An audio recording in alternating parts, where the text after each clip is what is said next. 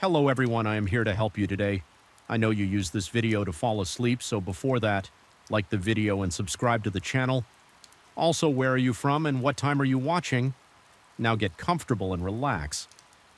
The hallway was a yawning void of shadows and oppressive silence, interrupted only by the faint creaks of ancient floorboards beneath worn carpeting. A single weak bulb flickered overhead, casting elongated shapes on the walls that quivered like living things. From the moment I stepped into that corridor, I felt an intruder, as though I had trespassed on a secret that the building itself did not want me to uncover. My chest tightened at the very air, heavy with neglect and old dust. Even before setting foot in my assigned room, the uneasy grip of the hotel's atmosphere sank hooks of dread into my mind and refused to let go. I had arrived late in the evening for a work trip, my itinerary too cramped to allow me the luxury of a modern hotel closer to the city center. The front desk clerk, with eyes that drifted to the floor more often than they met. My own handed me a tarnished brass key and mentioned in a low tone that I was free to explore the lounge, should I wish. He murmured some half-hearted apology about the building's antiquated facilities. His exact words barely registered because I was too caught up studying in the peeling wallpaper, its floral pattern discolored by what looked like decades of dampness.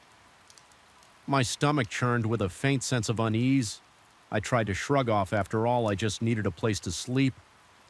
My room was up 2 flights of creaking stairs. The banister felt sticky under my palm, as though 100 hands over 100 years had left their invisible residue on the wood. A mild smell clung to the air, and the only source of illumination in the corridor was a solitary light fixture, flickering erratically as if uncertain whether to remain lit or plunge everything into darkness. My door number 305 opened with a groan that resonated in the silence. Inside the room was as old-fashioned as expected. A single bed with a carved headboard, a small nightstand with a lamp that cast a feeble glow, and heavy drapes that blocked what little moonlight might have filtered through the radiator. By the wall clicked quietly, spitting out lukewarm air. I set my suitcase down and exhaled, trying to ease the tension in my shoulders as I turned to latch the door. I couldn't help noticing the nameplate on the neighboring room. It had been removed, leaving only 2 rusted screws protruding from the wood. I told myself it was just one more example of the hotel's age. Nothing more. My mind resisted any creeping thoughts about what might have happened to the original nameplate, or why nobody had bothered to replace it. The first sign that something was off came just before midnight. I was lying in bed, the comforter too thin to shield me from the building's pervasive chill. Despite my exhaustion, sleep evaded me. The silence in the corridor had a peculiar quality. It felt alive, stretching and contracting like a held breath. Then I heard footsteps, soft and hesitant, as though someone were pacing back and forth, unsure of where to go or what they intended to do. My heart thumped against my ribcage. I tried to convince myself that maybe another guest was simply restless, or perhaps the old structure was just groaning. With the wind, curiosity got the better of me. I slid out of bed, feeling the rough fibers of the carpet under my bare feet. Each step I took toward the door heightened my anxiety. My pulse roared in my ears as I opened it, expecting to confront someone in the corridor, but there was nothing, only the same weak overhead light quivering. The footsteps ceased the instant I stepped out at the far end of the hallway. I could have sworn I saw a faint movement, a shifting of shadow or a silhouette that vanished as soon as my eyes tried to focus, but that might have been my imagination. The emptiness of the corridor challenged me to prove otherwise. I closed my door softly, trying not to disturb whatever intangible presence might be lurking there. The second I turned around, I heard a slam. It came from the adjacent room, the one missing its nameplate. The sound jolted through me like an electric shock. My hands went cold, and I could hear my breathing raspy and shallow, as if my lungs were suddenly starved of oxygen. I inched closer to the wall that separated my room from the neighboring one, and felt a tremor of fear vibrate in my bones under the door. A narrow strip of yellow light flickered on and off as if someone inside was pacing with a flashlight. The floor creaked, or maybe it was the bed frame or the radiator. Then came a sound that almost froze the blood in my veins. Something akin to muffled cries, not quite screams, but certainly more than mere whispers. I pressed my ear to the wall, my skin prickling. It was a low moaning interspersed with what sounded like hurried movements, shuffling feet, a jolt of something heavy hitting the floor, and then an abrupt hush. My heart pounded so violently that I half expected it to burst through my rib cage. I had the insane urge to knock on the door to demand to know what was happening in there, but terror rooted me in place. I hesitated for what felt like an eternity before deciding to go to the front desk. By the time I reached the lobby, my breathing had steadied somewhat, but my nerves still buzzed. The clerk looked up at me with an expression that seemed more worried than surprised. I struggled to find the right words, stammering something about the room next to mine and the noises I had heard. He responded in a cautious tone that the adjacent room had been vacant for months, explaining that no one was staying there. I felt my scalp tighten as if a cold finger was sliding across it. I tried to clarify, telling him I had heard a door slam and strange sounds.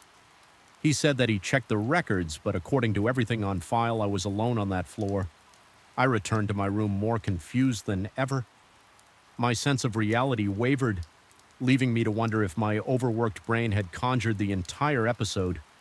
I tried to rationalize that old buildings can produce unsettling echoes. Pipes can clang and the mind can interpret those noises in sinister ways when one is tired, yet none of those rationalizations fully explain the flickering light or the distinct sound of a door slamming. Night stretched on relentlessly and I drifted in and out of restless sleep. At times I was convinced I heard someone knocking. Softly on the walls, my body broke out in a clammy sweat, and my eyes snapped open in the darkness, scouring the room for any movement. Each time I checked the corridor, the flickering overhead light seemed a little dimmer, and the far end of the hallway appeared more shrouded in shadow. At one point I thought I saw the handle of the neighboring door jiggle, but I couldn't be certain if it was just a trick of the light. Fear settled in my gut, like lead tangling with my intestines the next morning. Daylight brought a fragile sense of safety, though the gloom of the corridor never really relented. I ate a quick breakfast in the hotel lounge. The place was virtually empty and the same clerk from the previous night was absent. Instead, another staff member, older and seemingly more at ease, offered me a brief nod. I considered mentioning what I had heard, but I felt self-conscious. Perhaps it was better not to speak about it at all. My day was supposed to be filled with meetings, so I pushed the memory aside, hoping that a busy schedule would banish the hotel's lingering negativity from my mind at work. However, I found it impossible to concentrate my mind. Replayed those night sounds repeatedly. My coworkers must have noticed my distracted state, but I pretended to focus on the tasks at hand during a break. I found myself studying my reflection in the bathroom mirror. I looked pale and drawn with dark circles under my eyes that made me look older. A wave of restlessness prickled beneath my skin as if I could not escape the uneasy presence of that corridor, not even in broad daylight miles away from the hotel.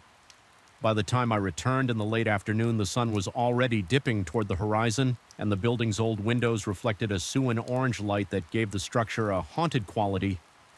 That evening, I tried to make sense of the situation by exploring the hallway more thoroughly. I paced from one end to the other, observing how the floor sagged in places and how the wallpaper buckled and curled at the corners. A few doors down, I noticed a small alcove with a dusty mirror and a table that looked centuries old as my gaze passed over the reflective surface. I swore I glimpsed a shape behind me, tall and indistinct, but when I spun around, there was only emptiness. The pounding in my chest felt almost unbearable at that point, and goosebumps crawled along my arms. The unsettling feeling of being watched was suffocating.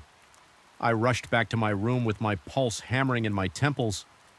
Later, as I lay there in the oppressive silence, I braced myself for another round of unexplained sounds. Sure enough, at around midnight, the footsteps began again. They were more insistent this time, like someone pacing in agitation. My palms went clammy and my breath caught in my throat. Then came the door slam, louder than before. I shot upright in bed. Heart lurching, a quick glance at my phone told me it was just past midnight. My mouth had gone dry and every hair on my body stood on end. Determined not to cower in bed, I inched toward the door with every nerve on high alert. The corridor light was even dimmer now, as if the electricity itself were being siphoned. Away by some unseen force, my heart drummed so loudly that it was a miracle I could hear anything else. Yet I did hear it muted, shuffling just behind the door of the vacant room. It sounded like a struggle or a frantic search. My instinct screamed at me to get away, but curiosity urged me to step. Closer, the handle of the door next to mine rattled, and then I witnessed something that made my stomach turn to ice. The door slowly inched open, though no one stood there to push it. I caught a glimpse of the interior, bathed in a flickering, sickly light. The shapes inside were vague, broken furniture, torn curtains, a long corridor of shadows that shouldn't logically exist.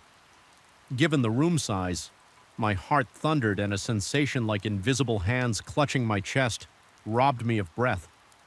Then, just as quietly, the door shut itself with a snap that reverberated through the hallway. In a rush of panic, I bolted to the stairs. My legs felt numb, barely able to support me as I stumbled down the desk clerk. The same subdued figure as my first night listened to my incoherent account with the blankest expression I could sense that he was uneasy. Though he tried to maintain composure, he stated again that the room in question had no guest, had not been rented for a significant period of time, and that if I was disturbed by noises, he could move me to a different floor. I sensed he was accustomed to hearing strange reports. I almost accepted his offer, but an odd determination flared within me. I felt a need to confront whatever was in that room, or else I'd remain forever haunted by the possibilities, so I declined his suggestion and thanked him. Feigning confidence I did not feel back in my own room, I resolutely locked the door and pressed my back against it. My mind swirling with worst-case scenarios, part of me questioned my sanity. Had stress and lack of sleep driven me to imagine it all? Could old Pipe's cunning, reflections, and the building's general disrepair here have conspired to trick me? But no, the memory of that door opening on its own would not be so easily dismissed. The raw terror I felt was too visceral to be a mere figment of imagination. I decided to perform a small test. I wedged a chair under my doorknob to ensure no one or no thing could enter. Then I turned off the lights and pressed my ear to the shared wall. What I heard was faint but undeniable. Whispering a laugh language or an intonation I couldn't decipher, my heart pounded so hard my chest actually ached.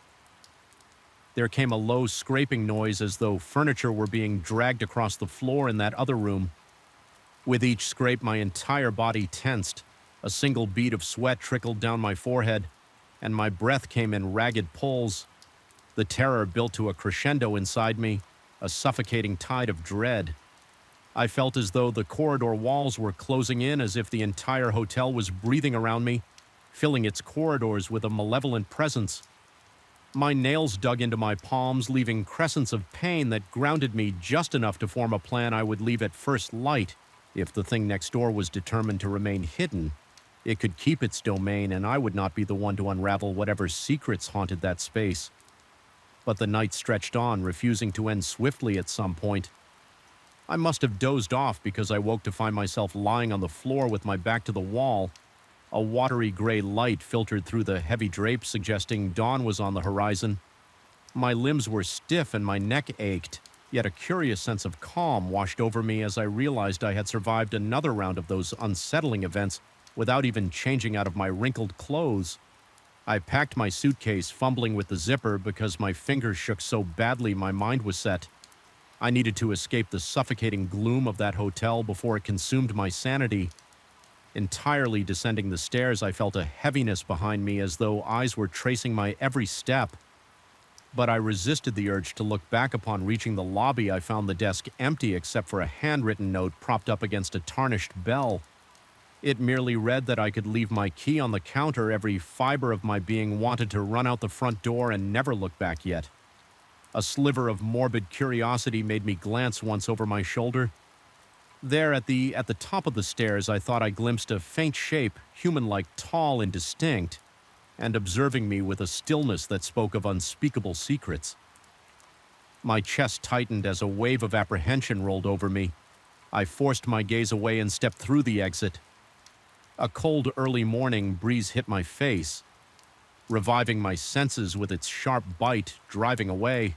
I couldn't shake the sensation that the entire place was some kind of living entity, that the vac room was a wound in its side, festering with something ancient and malevolent. Though I never gleaned its full nature or purpose, I have no desire to return and satisfy that curiosity. Even now, back in the comfort of my own home, I sometimes wake in the dead of night, convinced I hear hesitant footsteps pacing just outside my bedroom door. The memory forces my heart to hammer in my chest until I remind myself that I'm safe. Far from that place still, the impression lingers that whatever called to me from behind the vacant rooms, Doctor wasn't finished, and it may only be a matter of time before it finds a way to stretch its influence.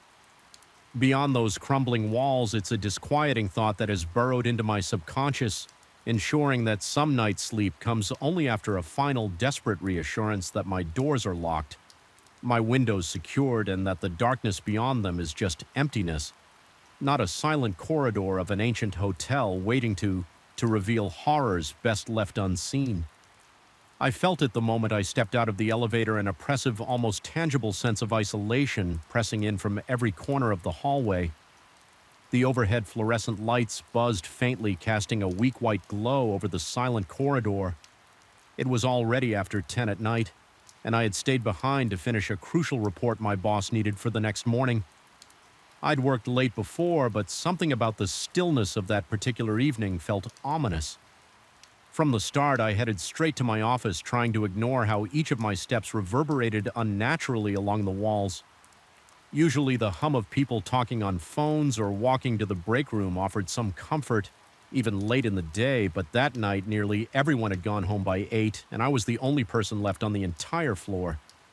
At least Lee, that's what I kept telling myself inside my office. I flipped on the overhead light and tossed my jacket on the back of the chair. The stale air felt heavier than usual, almost as though the ventilation system had shut down my shirt, clung to my skin, and a thin film of sweat already formed at my hairline. With a sigh, I dropped into the seat in front of my computer, determined to push aside the uneasy feeling and get my work done. Minutes stretched on in silence, broken only by the soft clicking of my keyboard and the ticking of a wall clock that sounded unnaturally loud in the void. I tried to focus on the spreadsheet, but my thoughts wandered. Every so often, I found myself glancing at the open door, convinced I'd heard a rustle or a creak in the hallway. Each time I saw nothing but a strip of fluorescent light falling across the vacant corridor. My heart pounded a little harder every time I looked. It was as if my body was bracing for a sudden appearance, someone or something stepping into view. But each time I checked, I was alone. After about an hour of this strained concentration, I decided a cup of coffee might help settle my nerves. I told myself that caffeine would ground me, keep my mind alert, and maybe chase away the growing anxiety constricting my chest. I stood up, trying not to focus on how the silence made even the rustle of my pant legs seem unnaturally loud.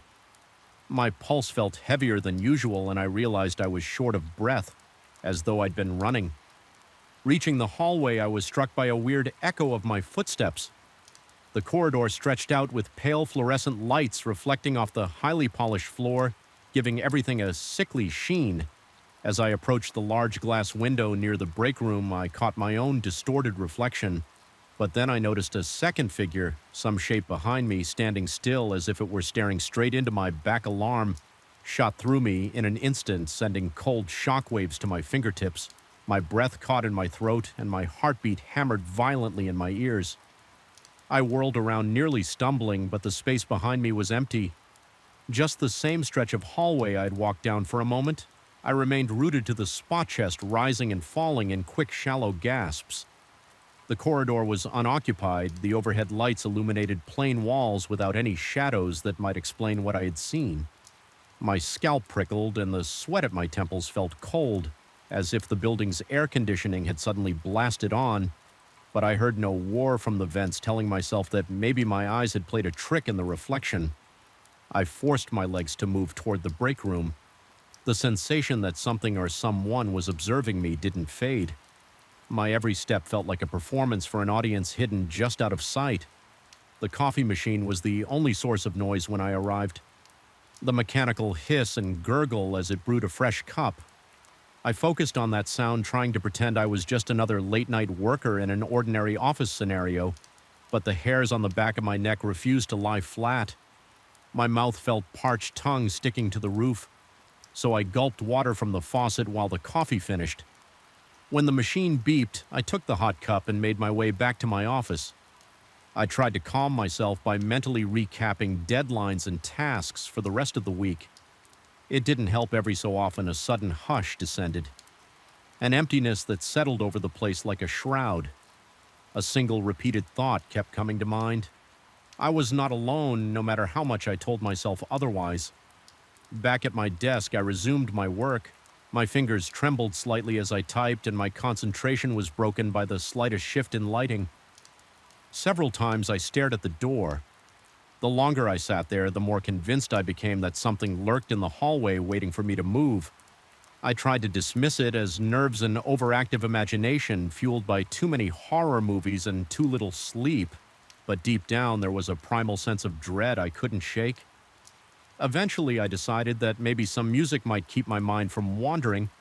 I put on my headphones, found a familiar instrumental playlist, and turned the volume low enough so that I could still pick up on any external noise. The gentle melody did help. At first, I lost myself in the monotony of data entry. My heart rate slowed and the tightness in my chest began to ease. Then the lights in my office flickered, just a momentary blink like a tired eyelid. But it was enough to make me rip off the headphones. My gaze jumped to the fluorescent tubes overhead, watching as they settled back into a steady hum. I remained frozen for a good 30 seconds, listening. The building responded with a kind of low mechanical groan, a sound that drifted through the ventilation ducts like a distant moan. I realized I was gripping the edge of my desk with white, knuckled intensity, letting out a shaky breath. I tried to laugh off the flicker as a normal electrical glitch, but as if on cue, the lights pulsed again, sending a brief strobe effect through the room. In those fractions of a second, I thought I saw movement in the corridor, a silhouette passing by the door. My heart thud in my chest, and my entire body tensed without conscious thought. I got up and crept toward the doorway. My breath was shallow and quick, each inhale feeling like a gulp of stale air. I peered out into the corridor, half expecting to see a shape lurking by the wall. There was nothing. The quiet felt denser than ever, pressing in on me. Filling my ears with an uncomfortable ring, I returned to my desk, forcing myself to keep working. My mind churned with possible explanations. Maybe it was the security guard from downstairs doing a round. But the security guard usually announced himself with a friendly knock or at least the jingle of keys. Then I wondered if a colleague had stayed late without telling me, though that seemed unlikely.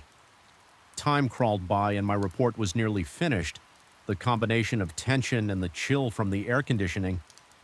If it was even on, left me shivering intermittently. The coffee, now lukewarm, hadn't done much good. My palms were sweaty, leaving faint smudges on my mouse. I felt sure I heard muffled steps outside the office, but every time I stopped typing to listen, the noise vanished. Eventually, I decided to do a final walk around the floor, half hoping I'd find someone else, half terrified that I would. I left my office light on and ventured down the corridor. The echo of my shoes reverberated against stark white walls. I glanced at the reflective glass as I passed, unable to resist checking it for that figure again. I saw only my reflection, pale, dark-circled eyes, a tired expression. I exhaled in relief. Then I noticed something else behind me in the reflection. One of the doors down the hall looked slightly ajar when I turned to face it. Though the door was completely closed, a chill crawled up my spine, the kind of sensation that makes every hair on your body stand on end. I swallowed hard, my throat suddenly dry. I walked over to that door just to confirm it was locked, or at least shut. Indeed, it was sealed tight. The placard on it indicated an unused storage room, one I'd never really bothered to explore. I put a hand on the knob. It felt cool, almost unnaturally so. Against my warm, clammy palm, I tried to turn it, expecting to find it locked, but it gave way with a loud click. Darkness greeted me on the other side. My chest constricted as a surge of adrenaline coursed through me. I fumbled for a light switch, eventually flipping on a single bulb that buzzed to life, illuminating rows of metal shelves packed with old office supplies. The air inside was stagnant, smelling faintly of dust and cardboard. At a glance, it appeared deserted, just a neglected storeroom. Yet I couldn't shake the feeling that moments before I had caught a glimpse of something else standing in that doorway. My heart pounded so hard I thought I might throw up. I stepped into the room, telling myself I needed to confirm nothing was there. The single light cast harsh shadows against the shelving. My eyes darted from one angle to the next. The hum of the bulb was loud, a continuous droning that set my teeth on edge. I felt a sudden wave of nausea, as though the entire space were pressing in on me. The corners of my vision seemed to shimmer. My mind raced with the question, was I losing it? After a few moments of tense silence, I backed out of the room, flicked the light off, and shut the door. I made sure it locked this time, tugging the handle to confirm it was secure. My hand trembled with each pull, feeling an odd sense of dread. I forced myself away and headed back to my office, determined to gather my things and leave. I couldn't justify staying there any longer, not with my nerves fraying at the edges. As I made my way down the corridor again, I heard a sudden scrape on the floor, a faint dragging sound that made my blood run cold. I stopped in my tracks. The sound ceased. My body was in flight or fight mode. My lungs burned with each breath, and my heart pounded so hard it felt like it might punch a hole through my chest. I pushed forward, every sense on high alert. The overhead lights continued their intermittent flickers, so each step felt like walking through snapshots of reality. At times, the corridor seemed to stretch as if the building itself were warping. I fought the urge to break into a run, knowing that if I started running, I might not be able to stop. I just wanted to reach my office, grab my briefcase, and get out when I got there. Something was off. The door was ajar, even though I remembered leaving it open wide. My stomach knotted as I peered inside. The overhead fluorescent lights were off, and the only illumination came from the computer monitor. The screen displayed my unfinished spreadsheet, but the rows and columns were glitching, flashing random numbers. My chair sat at an angle as if it had been spun around. I stood at the doorway, paralyzed by indecision. Then I heard a faint whisper like a distant breeze passing through a crack. It could have been the ventilation, except it carried the unmistakable cadence of a voice. The blood drained from my face, and I felt rivulets of sweat roll down my temples. My eyes darted around the dim office, searching for an explanation. My breathing was loud in my own ears, ragged and shallow. For a moment, I questioned whether I was physically safe. Was it a stranger who had wandered in, or something I couldn't understand? A primal instinct roared in my mind, telling me to get away from that office. But my bag and keys were inside, and I refused to leave them behind. Summoning courage from the pit of my stomach, I stepped into the darkness, heart drumming like a warning. My hand groped along the wall until I found the light switch. I pressed it, and the fluorescent lamp above clicked and flickered to life. The room looked as it always did, except for my computer screen, which still glitched with random symbols. Then in the reflection of the monitor, I saw the silhouette again, standing directly behind me. The color drained from my vision. My lungs seized. I whipped around, a strangled gasp escaping my lips. Nothing was there. I backed up against my desk, knocking some papers to the floor. The tension in my muscles was so severe I thought I might collapse under the weight of it. With trembling hands, I forced myself to shut down. The computer grabbed my bag and stumbled into the hallway. The corridor lights flickered in that same erratic pulse, as though they were timed to the pounding of my heart. I made a beeline for the elevator, not daring to look into the reflective windows or the dark corners of the hallway at the elevator doors. I slammed the call button repeatedly. The wait felt interminable. Each second stretched on as I struggled to keep my composure. I thought I heard footsteps behind me again, but I refused to turn around. Every instinct telling me that if I looked, I'd see something I didn't want to see. When the elevator finally arrived with a sterile ding, I nearly leapt inside and jabbed the button for the lobby. The doors slid shut, sealing me in a small fluorescent lit box that felt almost as claustrophobic as the corridor. The overhead light was harsh. making the sweat on my face glisten. I stared at the digital floor numbers descending, counting them down in my head like a survival mantra. On the fifth floor, the elevator abruptly lurched as though it might stall. My breath caught in my throat, panic swarming in my mind. I prayed it wouldn't trap me between floors. A chill ran through my body as the elevator groaned and resumed its descent. I exhaled shakily by the time the doors opened onto the lobby. My legs felt weak and my shirt was damp with sweat. The security desk at the ENT entrance was empty, though usually someone was there.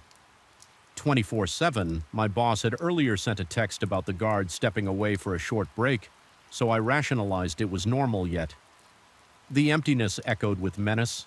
I crossed the lobby as quickly as I could without breaking into a sprint. The automatic doors slid open to a mercifully quiet street, bathed in the low glow of street lamps. Outside, the cold night air slapped me in the face, and I gulped it down. Trying to calm the tremors in my body, I hurried to my car, fumbling with my keys. My hands shook uncontrollably, and each breath burned my throat. Once inside, I locked the doors immediately. My shoulders sagged in relief. But my pulse refused to slow. I stared at the looming shape of the office building in the rearview mirror. It stood tall and dark, with only a few lights on each floor, indicating some lingering electrical presence. For a split second, I thought I saw a silhouette in one of the windows, perhaps on my floor, watching me with unwavering intensity. A sick dread churned in my stomach, and I tore my gaze away. Starting the engine as I drove home, my mind churned with questions and fears, replaying every flicker of movement, every suspicious sound. Was it all just exhaustion and an overactive imagination? Or did I truly see something my rational mind fought to categorize it as a product of stress? But the primal terror that had overtaken me refused to yield. All I knew was that the building, once mundane, now felt haunted by an oppressive force that defied logic. Arriving at my apartment, I parked, got out, and forced myself not to look over my shoulder, fighting the creeping paranoia that something had followed me. My skin prickled with the lingering sensation of being watched inside. I double-checked the locks on every door and turned on every light. A cold sweat dripped down the back of my neck as I tried to steady my ragged breathing. I could still feel the adrenaline pulsing through my veins, my muscles twitching with residual panic. I tried to distract myself by flipping on the TV, but the chatter from the screen only reminded me of how alone I felt. My reflection stared back at me from the dark window behind the couch, and for a split second I imagined seeing that silhouette again, hovering close. My chest tightened until I forced myself to blink, reminding myself I was safely at home. Yet no matter how much I reasoned that it was all in my head, the fear lingered, an aftertaste of dread that refused to go away. Even as I settled into bed hours later, every creak of the apartment building set my pulse racing. I kept the light on in the hallway, unable to face complete darkness that night. Sleep came only in fits, broken by nightmares of silent corridors and reflexions that moved independently. Since then, I've questioned my own sanity more than once. I've tried to reassure myself that the late hour, the flickering lights, and the silent hallways concocted the perfect brew of psychological terror, but whenever the memory surfaces, my heartbeat quickens and a cold, nauseating wave of fear grips me. Part of me knows there was something in that office building that night, some presence I can't identify or rationalize away, and even though I escaped, the memory of it clings to me, whispering in the back of my mind that the boundary between what's real and what's imagined isn't nearly as solid as I once believed. I still work at the same company, though I've made it a point never to stay past 7 whenever I find myself near that reflective window after dusk. I can't help but avert my eyes, terrified of what I might see behind me. And some nights when I'm alone at my desk, I swear, I feel a prickling gaze boring into the back of my neck. A voice in my mind begs me to turn around, but I refuse, gripped by the certainty that if I look, that figure will be waiting silent and motionless, just as it was in the reflection, daring me to confront a terror that defies any explanation I can bear to live with. I arrived at the old cabin just before dusk on a Monday, and the sky was already painted in eerie shades of purple and gray. The wind led through the towering pines surrounding the property, creating an unsettling chorus that never seemed to stop. Even stepping out of my car felt strangely oppressive, as though the night itself watched me. Something about that expanse of silent trees and the single flickering porch light made me question my decision to seek solitude. In such a remote place, I remember pausing for a moment, heart-thudding, wondering if a quiet mountain retreat might prove too quiet for my own good. I came to the mountain seeking peace. Work had been suffocating and I craved an escape. I planned to spend 2 weeks in complete seclusion with no distractions other than a notebook, my laptop, and a few books for inspiration in my mind. This rustic cabin would be the perfect place to refocus and let creativity flow. The owner had told me in a rushed phone call that the property was old but structurally sound, and that the surrounding land stretched for acres. I recall him sounding almost relieved that I wanted to stay there, as if the place had been vacant for too long. He recommended I arrive before nightfall because the narrow dirt roads became treacherous in the dark, but I almost wanted that sense of danger. I'd lost my creative spark months ago, and I hoped that a brush with the unknown might reignite it. The interior of the cabin was modest: bare wooden floors, faded wallpaper, a single bedroom, a small kitchen, and a living area with a stone fireplace. The furniture looked worn, each piece sagging from age or neglect. Despite the musty smell, I could appreciate the old-world charm. I found a small desk in the corner of the living area, perfectly placed near a window that overlooked a stretch of pine trees. It felt right, a quiet place to set up my things and let ideas spill onto the pH. If only the atmosphere had remained tranquil on the first night. Everything seemed normal, at least by the standards of an old wooden house in the woods. The floorboards creaked whenever I shifted my weight. A draft slipped through hidden cracks, causing the curtains to flutter. Just enough to catch my attention, I lit a small fire in the fireplace to fight the mountain chill, and its light danced across the walls in a comforting, hypnotic pattern. There was no hum of traffic outside, no lights from neighbors' windows, just the rustling of leaves and branches in the wind. The second day was calm. I walked around the property, marveling at the tall pines that formed a fortress around the cabin. I spotted a small clearing about 100 yards from the porch where the ground sloped into a bed of rocks and moss. Some of the pine trees stood so close together, their branches tangled overhead, effectively blocking out the sunlight.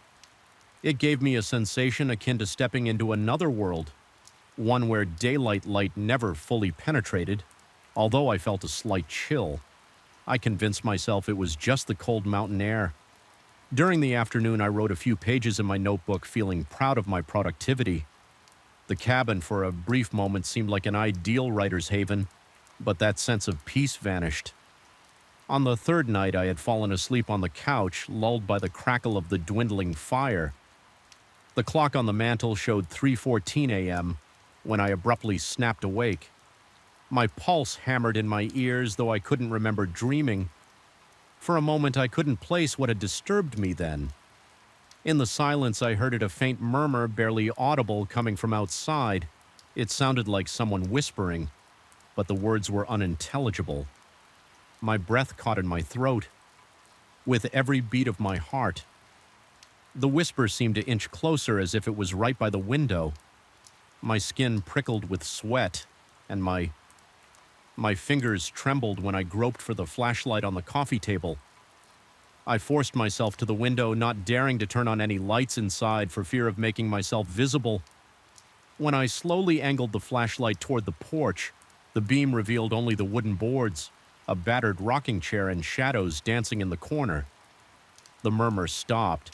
The only sound was the wind cutting through the pines. After several minutes, I convinced myself it had been a trick of my restless mind. Yet my hands didn't stop shaking for a long time, and it took over an hour before I could lie down again. My ears attuned to every creak in the house the next day, I told myself there had to be a logical explanation. Perhaps whine through the branches, or some small animal brushing against the windowsill, determined to stay rational. I spent the morning pacing the perimeter of the cabin, scanning the ground for any clues. Nothing looked disturbed. The porch was dusty, but I saw no foot there.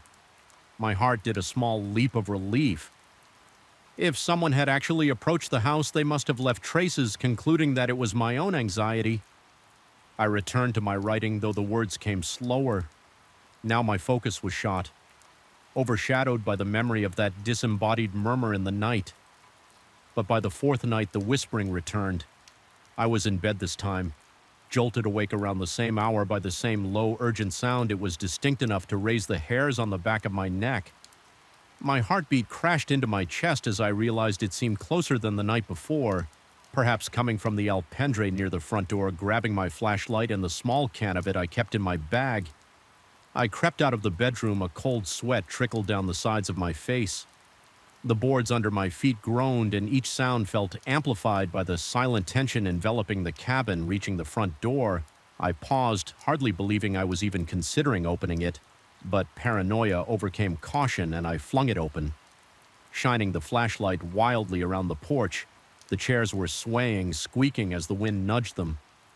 No footprints in the dust, at least none that were clear. The night air felt colder than it should have, and my breath came in ragged puffs. Even with the light, the darkness beyond the porch seemed impenetrable, as though something waited just out of sight.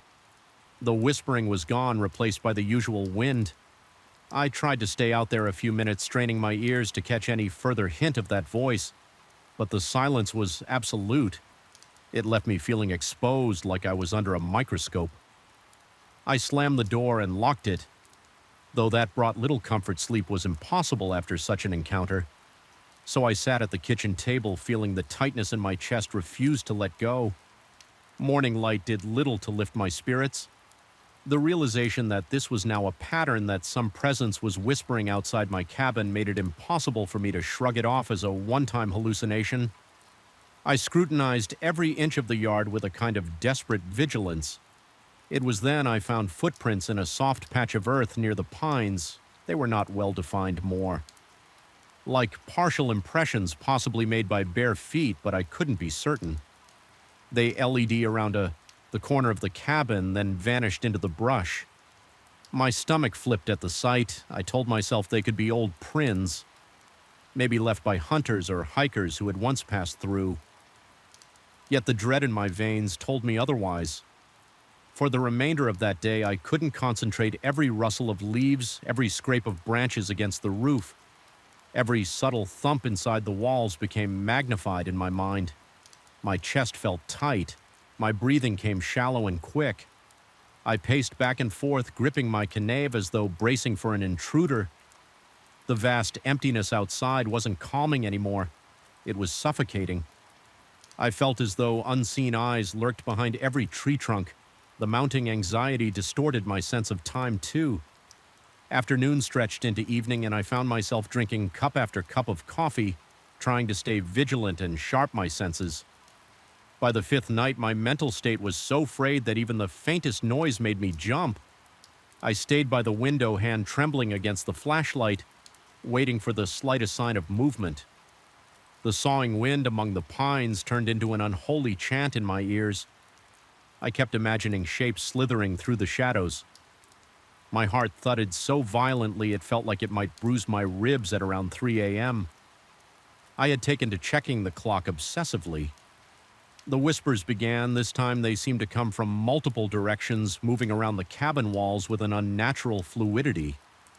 I felt dizzy with terror. My fingers went numb around the flashlight as I pressed my ear to the window, trying to make sense of the words. They had no clear meaning. Just a collection of half-formed syllables that sounded both frantic and oddly melodic. There was a moment no longer than a few seconds when I froze and was convinced something peered at me through the window. My eyes latched onto a faint shape I could just barely make out beyond the glass. My breath caught in my throat. The silhouette was gone, almost as soon as I registered it slipping out of sight with a quiet that felt deeply wrong. My skin felt clammy and a wave of nausea rolled through my stomach. I stumbled back, nearly dropping the flashlight, frantically shining it outside, but all I saw were swaying branches. I barely slept after that. I sat in an armchair, Kane resting on the cushion next to my thigh. Every muscle in my body tensed for a threat I couldn't fully identify. If the sun hadn't risen, I might have lost my grip on reality altogether when dawn finally broke. I felt a surge of relief so profound I almost cried. The idea of spending another night in that cabin with something stalking around the perimeter, whispering incomprehensible words, became unthinkable. That morning I made the decision to leave early. The original plan was to stay 2 full weeks, but my nerves were too shaken. I couldn't focus on work, and any creative spark I might have gained was drowned out by raw terror. Packing my belongings was a hurried affair. I stuffed clothes and notebooks into my suitcase without care. My heart thrummed steadily, adrenaline surging with the sense of an impending deadline. I kept glancing over my shoulder, sure that if I looked away too long, I would see a face pressed against the window or a silhouette flitting across the porch. As I loaded the car, I cast one final look at the property. The pines swayed ominously, their tops scraping the sky like claws. The cabin stood quiet and unassuming, bathed in daylight, looking nothing like the menacing place it had been at night. My heart pounded with a mix of relief and dread. In some twisted way, I had the fleeting impression that the cabin knew I was leaving, that whatever resided there was sorry to see me go. The mere thought sent a shiver down my spine. My hands were cold as ice and beads of sweat dotted my forehead. Despite the crisp morning air driving away, I tried to rationalize the events. Could it have been the wind combined with an overactive imagination? Was my mind playing tricks on me due to isolation and lack of sleep? A part of me desperately wanted to believe that. But the memory of those footprints, that silhouette, and those maddening whispers clung to me. The sensation that I was being watched didn't abate until I was miles down the winding road, passing a sign that marked the edge of the property. Even then, I half expected to glimpse movement in my rearview mirror, the owner later asked. In an email if everything had been okay, stating that I had left earlier than expected, I responded in the vaguest terms, mentioning only that I had personal matters to attend to, but thanked him for the cabin rental. I couldn't bring myself to describe what I had heard or felt. Part of me knew he wouldn't understand. Or worse, maybe he would understand all too well, and I didn't want confirmation of something I was struggling to label as a product of my own fear. Weeks have passed since I returned to my apartment. My nights even now are filled with anxious tossing and turning. Occasionally I jerk awake in the early hours of the morning, heart pounding in my ears, convinced that the same hushed murmurs float just beyond my window. My mind races back to that cabin, to the hush of the pines, to the footprints in the soil. I keep my Canavet on the nightstand, a foolish precaution in a city apartment, but it's the only thing that grants me a small sense of control. I've replayed those nights over and over, dissecting each detail, trying to find a logical thread that might explain it all. I continually come up short. The only conclusion I've drawn is that sometimes we invite ourselves into places that reject our presence, places that hold echoes of stories older and darker than any we could conjure. My rational side still attempts to dismiss it as the wind, the isolation, the psychological effects of being alone in an unfamiliar place, but late at night, when my mind drifts to that half-lit porch and the impossible silent chanting just outside the walls, I remember how real it felt, how I could practically feel the breath of that whisper against the glass, and I can't rid myself of the notion that those woods in that cabin are not as empty as they appear. Something followed me in the darkness, circled around the property, whispered at the threshold of my door. Even now, I sometimes press my ear against my own apartment window, listening for the faintest sign of that voice. I tell myself I'm safe, that whatever clung to that mountainside is tied to that specific ground, that it can't reach me here. Yet there's a drawing dread, an ever-present echo in my mind that won't be silenced. I suspect that if anyone else ever sets foot in that old cabin, they too will hear those night murmur weaving in and out of the pine branches. They might brush it off as a trick of the wind at first, as I did until the inevitability of the situation sinks in.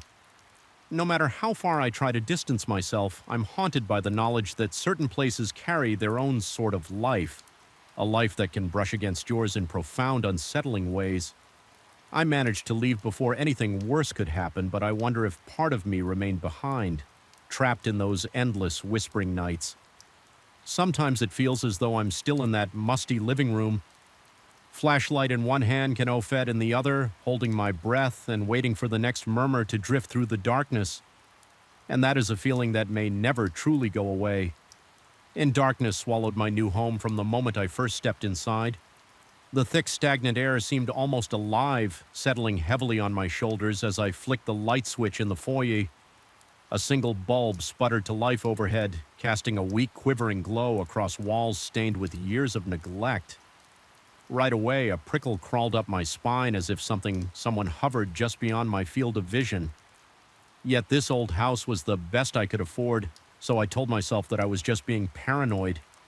I remember letting out a long breath as I locked the door behind me, uncertain whether I felt secure or as though I just sealed myself in with something unnamed and waiting.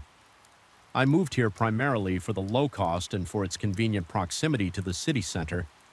The house, a once stately Victorian with a tall, sagging roof and peeling paint, sat on a quiet street, within walking distance of shops, restaurants, and my workplace on paper.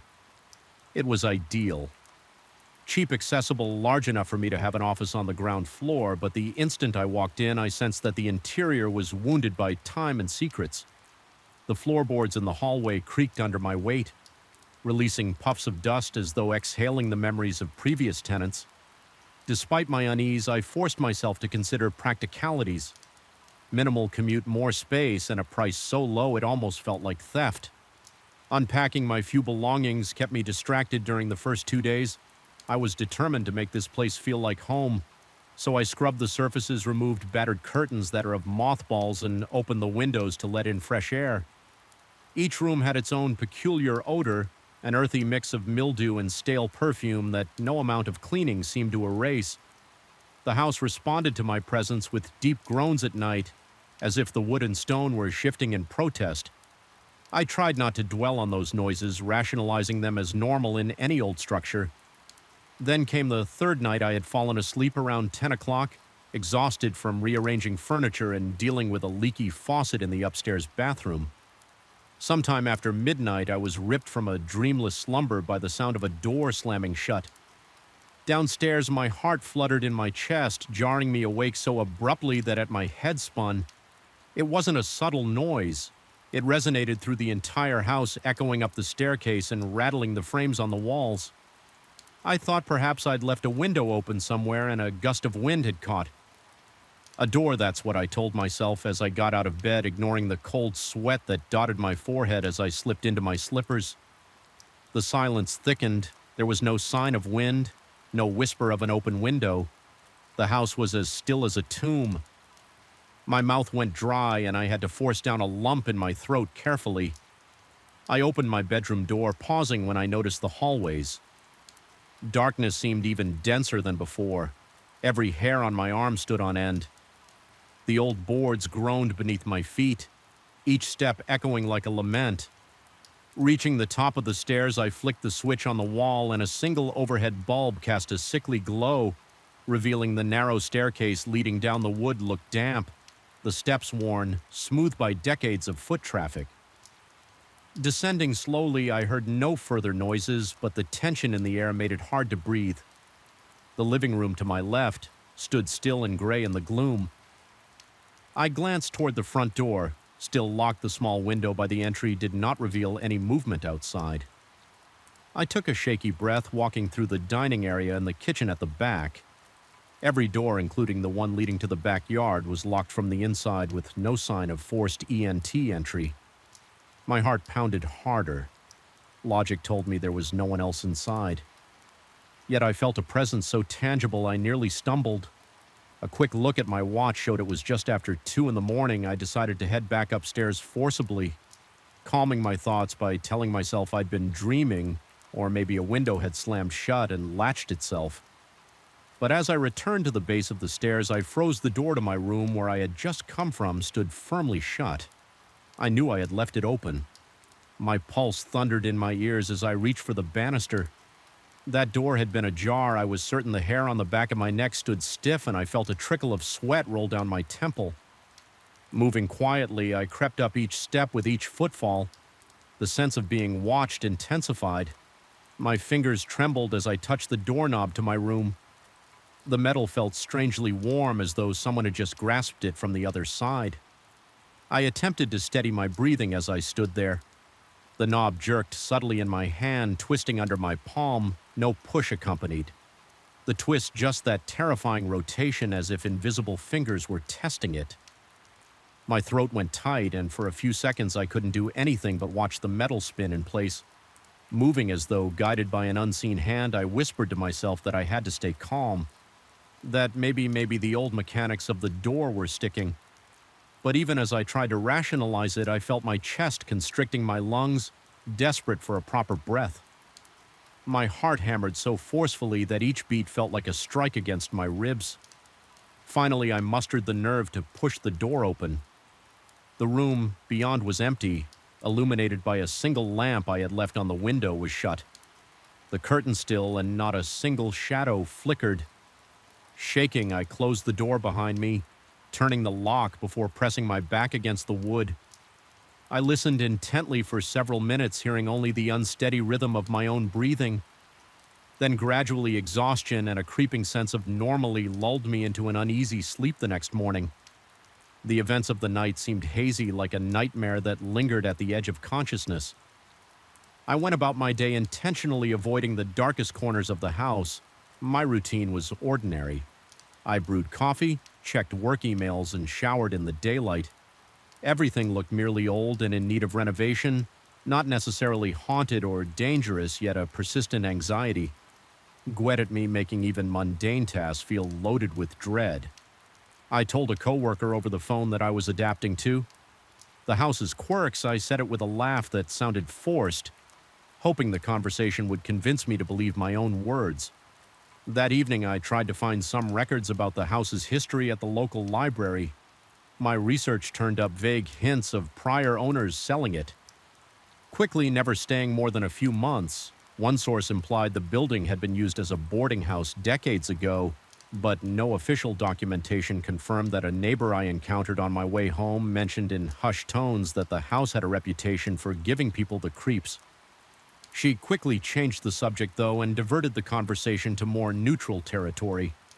I sensed she didn't want to talk about it further as darkness fell again. My nerves started tingling with anticipation. I left all the downstairs lights on, determined not to let my imagination run wild in the shadows. I checked every door and window, testing the locks multiple times. Despite these efforts, an unease settled in my stomach like a knot. My mind wandered, replaying the twisting doorknob over and over, amplifying the memory until it felt like a threat I couldn't escape when I finally went to bed. Exhaustion fought with apprehension, but eventually sleep seized me.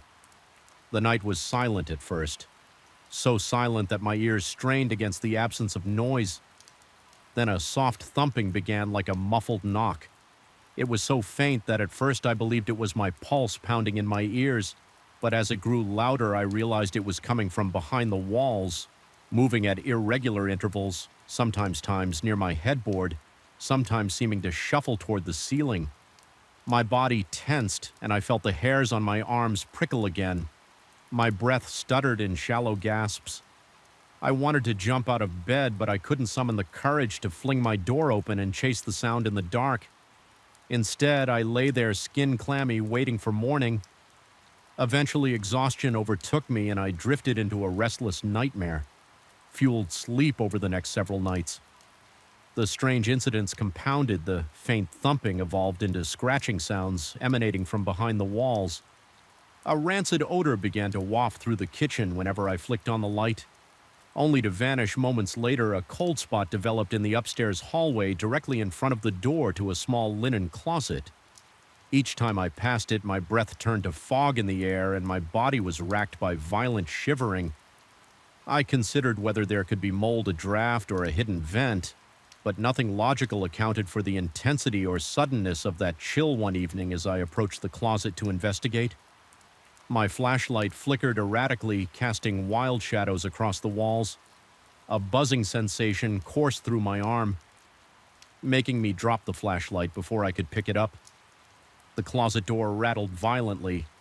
My knees nearly buckled with fear, and my heart pounded so hard that black spots danced in my vision. I retreated to my bedroom room, slamming the door.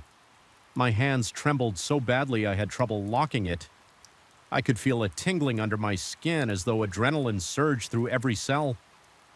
Making me lightheaded in that moment, I recognized that it wasn't just the house's age. Causing these events, there was a presence, a powerful, malevolent force that wanted me to feel its anger or its anguish, or both. I started questioning my own sanity, wondering if stress was leading me to hallucinations. My job had been intense lately, and money was always tight, so maybe my nerves were frayed, yet as much as I tried to dismiss the events, the physical sensations were too real. The doorknob turning in my hand, the freezing cold spot, the nauseating stink that came and went with no trace. Each of those experiences left me drained on edge, convinced that something beyond the realm of explanation was targeting me. One particularly harrowing night, I woke around 3 in the morning to the sounds of frantic movement downstairs. It resembled heavy footsteps pacing through the living room, accompanied by muffled bangs as if furniture was being shoved or toppled. Despite how terrifying that might have been for anyone else, a strange cold determination settled over me. I decided that I couldn't keep cowering in my room. I picked up a metal flashlight, my only real weapon, and forced myself to descend the stairs. My heart thundered, my breathing quick and shallow. My palms left sweat stains on the flashlight's grip. When I reached the living room, I found it in perfect order. No chairs overturned, no furniture moved, not a single rug out of place. The only sign of disturbance was the thick coat of dust, dancing in the beam of my flashlight as though the air had been violently stirred just moments before then. From the corner of my vision, I saw a shape flicker by the window, a human-like silhouette that vanished the instant I whirled around to confront it for one heart-stopping second. I thought I felt something brush against my shoulder. A breath of cold air slid across my neck, and I let out a shuddering gasp. My stomach twisted with revulsion, and I nearly stumbled backward, my legs weak from fear. I spent the following day in a stupor, eyes blurry from lack of sleep, nerves so frazzled that even the hum of the refrigerator made me jump. I remember telling a friend on the phone in as casual a tone as I could manage that maybe it was time for me to contact someone with expertise in these matters. My friend suggested over the phone in a vague, uncertain way that I might want to have the house inspected for structural issues, or to see if there was some scientific explanation, though. He didn't say the words out loud. I sensed he suspected something else might be going on. Perhaps something best handled by a medium or a spiritual healer after hanging up. I felt a surge of desperation. I could not continue living like this. Before I could act on that desperation, the house made a move of its own. Late that afternoon, an oppressive feeling of dread overwhelmed me as I walked into the upstairs hallway. The cold spot was back stronger than ever, and I was hit with the unmistakable sense of being watched. It felt as though eyes were boring into my back. Following my every move, I spun around. Seeing no one but the linen closet door creeped open on its own, revealing shadowy darkness within. A foul stench billowed out, making my stomach churn. My flashlight flickered again, the beam dancing on shelves lined with old towels. Something behind those towels drew my focus, a section of plaster that looked uneven, almost wet. My pulse quickened as I reached out. Pushing the towels aside, the plaster practically crumbled at my touch. Closing a narrow gap in the wall, it was pitch black, but the smell was stronger here. Decay mingled with something sour. I shone the flashlight, and the beam landed on a small recess where something glinted. Steeling myself, I reached in and pulled out a dusty metal box. The lid was slightly ajar. Inside were yellowed photographs, letters, and bits of tarnished jewelry. The letters were written in a neat hand, detailing repeated experience. S in the house, footsteps, whispers at night, doors slamming. It was as though I was reading my own account, but from someone who had lived here decades before me. A wave of nausea hit me. My vision blurred momentarily, and my heartbeat accelerated so violently I thought I might faint. The letters ended abruptly, with the writer explaining they were leaving the house for good. No mention of what they believed was tormenting them. Only that they couldn't bear it any longer. Their parting note read in scrolled handwriting that if anyone found this box, they should do the same. My chest felt tight, and I forced myself to breathe slowly to avoid spiraling into a panic attack. I realized then that I wasn't just reading a relic of the past, I was confronting my own terrifying present. A wave of dread poured through me, cold as ice water. The words felt like a direct warning from someone who had endured what I was enduring. The walls seemed to close in, and every sound in the house magnified the drip of the faucet, the hum of the electricity, the frantic pounding of my heart, clutching the box. I made a decision I would not let this presence consume me with fear. It was time to go. I gathered the items that mattered most. My wallet phone, a change of clothes. The rational part of my mind told me to grab more, but I didn't dare stay a minute longer than necessary. My lungs felt like they were on fire. From panting in short, sharp bursts with trembling hands, I walked down the stairs half expecting the door to the outside to slam shut or lock itself, but it didn't. There was only a quiet sense of anticipation in the air, as if the entity within the walls was watching to see if I would run or stand my ground. When I reached the front door, I felt a final rush of cold behind me, a presence so close it sent goosebumps rippling across my skin for the briefest moment. I sensed something looming over my shoulder, an unseen shape that radiated malice and desperation. My heart thudded painfully, and I gripped the doorknob, flinging the door open with more force than necessary. It crashed against the wall, letting a flood of cool night air wash over me like a cleansing wave. I stepped outside and turned to face the interior. In the glow from the streetlight, the foyer looked innocently old, just a worn entryway in a house that needed care. Yet I knew what lay beyond that veneer. There was a malevolence in those walls that no amount of renovation could erase. Even standing on the threshold, my skin prickled, and the small hairs at the back of my neck stood on end. It felt like the house itself was breathing slowly, a living, pulsing entity resentful of my departure.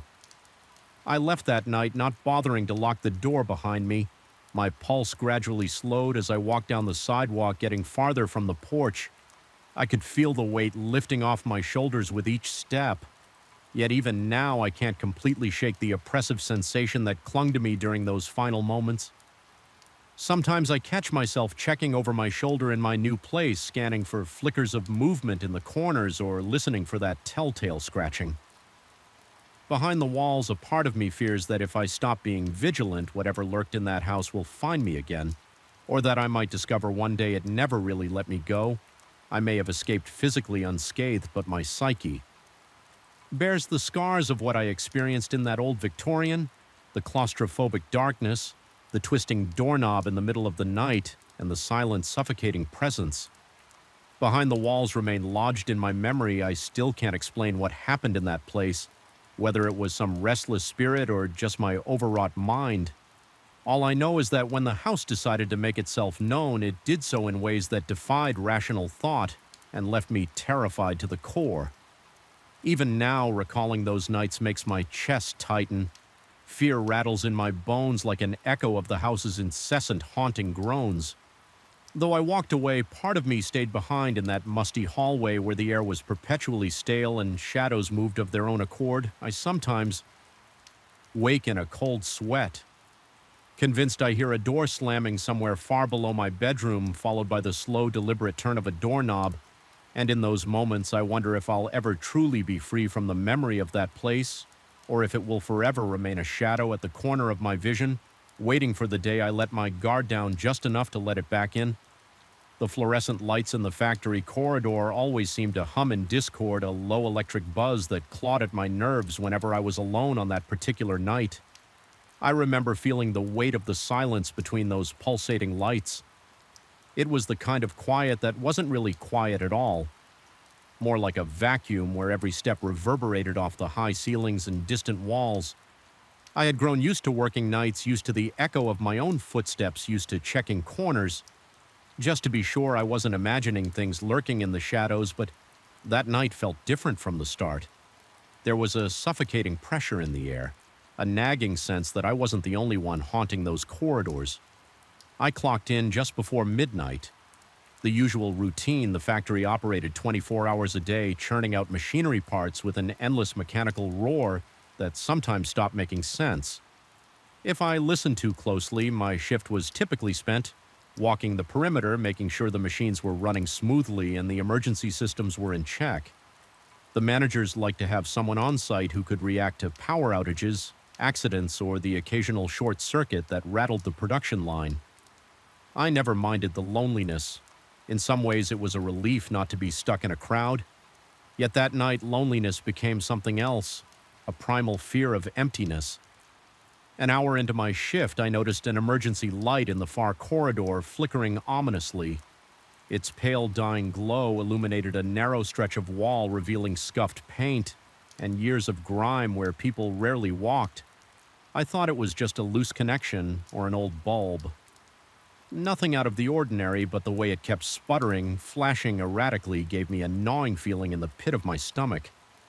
I decided to change the bulb right away, mostly to prevent any potential electrical issues, but also to shake off the uneasy sensation that kept crawling up my spine as I approached. I heard a faint tap-tap echo through the corridor. It might have been the sound of dripping water from one of the exposed pipes overhead. The building was old, and random noises were not unusual. Still, something about that rhythm made my heart pound. I tried to ignore it, focusing instead on the flickering light above me. I dragged a small stepladder closer, carefully climbed up and began unscrewing the old bulb halfway through the process. I glanced down the corridor to ensure nothing was rolling toward me. Forklifts and pallet jacks sometimes got left out, and I didn't want to be in anyone's path. That's when I saw it, a shadow on the far wall distinctly human in shape, standing perfectly still. I froze at first. I assumed it had to be my own silhouette cast by the sporadic light, but the angle was all wrong. I leaned left, leaned right, wiggled my arm slightly. My own shadow should have shifted too, but this one didn't budge. It remained static like a dark stain on the concrete blocks, as if it were watching me. My pulse raced. My fingers felt clammy against the ladder rungs, and I had to steady my breathing. I tried to rationalize maybe there was another light source behind me or some trick of perspective. I glanced around for anything that could project such a shape, but there was nothing except the occasional overhead lamp and the flickering emergency bulb as I resumed unscrewing the old light. I caught another glimpse. The shape had moved not by a large distance, but enough to notice it wasn't a graceful shift. More like a sudden jerk, as though it had stepped through the wall and now hovered half inside. Half outside, I nearly dropped the replacement bulb. My heart hammered so loudly I could feel the throbbing in my ears. I forced myself to breathe through my nose, trying to stay calm. The bulb needed to be replaced, so I focused on that task, thinking that once I had a steady light, I could get a better look the moment I fit the new bulb in its socket and twisted it tight. The corridor lit up in a harsh fluorescent wash. I looked back at the wall. The shadow was gone. Every hair on my body stood on end. Even though the shape had vanished, I felt sure that I was not alone. The corridor seemed to breathe in unison with me, as if alive and aware. My palms were slick with sweat, and my heartbeat pounded in my throat. I told myself that exhaustion was playing tricks, that maybe I needed a break, but I couldn't shake the lingering dread that clung to me like a second skin. I climbed down and returned the ladder to the maintenance closet. On my way, I passed one of the break rooms. A coworker was inside finishing a cup of coffee. He gave me a quick glance and asked, indirectly, if I felt okay. Noticing I looked pale, I nodded and mumbled something about a weird flickering light that had startled me. He shrugged sympathetically and mentioned that the old corridors could be creepy at night. He didn't seem alarmed, so I tried to calm myself, but the sensation of being watched refused to dissipate, determined to keep to my routine. I made my rounds through various production areas. Conveyor belts rattled, machines clanged, and the overhead lights buzzed like insects. I checked each station's gauges and noted the readings in my logbook. The mechanical den was almost comforting compared to the unnatural silence of that far, far corridor. Yet every so often I swore I saw something or someone just out of my peripheral vision. It was always a fleeting shadow slipping into a corner, a momentary flicker. Beyond a stack of crates, each time I whipped around, I found nothing but empty walkways. The paranoia built steadily. My breathing grew shallow. Whenever I entered a dimly lit area, my hands trembled and a slick sweat coated my back. The entire factory felt wrong, as if it were pulsing with a hidden heartbeat, synchronized to my own panic. Several times I stopped to listen, certain I would hear footsteps behind me every time I heard only the droning hum of distant machinery by 2 a.m. I'd circled back near that corridor. I felt compelled to check it again to prove to myself there was a perfectly logical explanation for the shadow. The new emergency light shone brightly over the spot, making the hallway almost too bright. In that single patch, everywhere else was cast in gloom. I stood there, eyes scanning the length of the wall, noticing the chipped bricks and rust-colored stains near the floor. An odd stench lingered like old metal and damp cloth. My stomach tightened as I stood in that spot. The emergency light flickered just once like a faint pulse, and in that fraction of a second I saw the shadow reappear. It wasn't on the wall this time. It seemed to be standing a few feet away. Not attached to any physical form, I could see it hovered there, a silhouette with indistinct edges darker than the surrounding gloom. I could swear it faced me, though it had no discernible features. A paralytic wave of fear rippled through me, and my muscles tensed so hard I almost couldn't move. My heart hammered in my chest, each beat louder than the one before. I felt my breath catch, and a cold sweat broke out on my forehead for a moment. I considered running, just sprinting away from that thing, but a strange fascination rooted me to the spot. I wanted to understand it, or at least confirm it was really there. My mind scrambled for logical explanations, maybe a trick of the lighting or a temporary burn-in on my retinas, but I kept seeing it unmoving yet undeniably present. The overhead lamp flickered once more, and in that brief strobe of darkness, the silhouette disappeared. I forced myself to move every step, a battle against the adrenaline coursing through my veins. My breath was coming in ragged gasps, lungs tight as if I'd run a marathon. My mouth felt dry, and my tongue stuck to the roof in my mind. I replayed the image repeatedly, questioning what I had seen. Could it have been a person? If so, where did they go? If not, what was I dealing with? I drifted into a maintenance bay adjacent to the corridor. The walls. There were LED with tool racks and half-finished repairs. My plan was to check that everything was in order, hoping the familiarity of the tools would ground me. The overhead lamp gave off a faint hum, but I heard another sound beneath it, a rhythmic dripping as if someone was tapping a metal pipe. Somewhere above my fingers tingled with the urge to turn on every light in the room to banish the gloom that slithered in the corners. I started to feel a slight pressure in my head, as though the air was thinning. My vision blurred for a moment, and I shook my head to refocus. That's when I caught a glimpse of movement near the tool racks.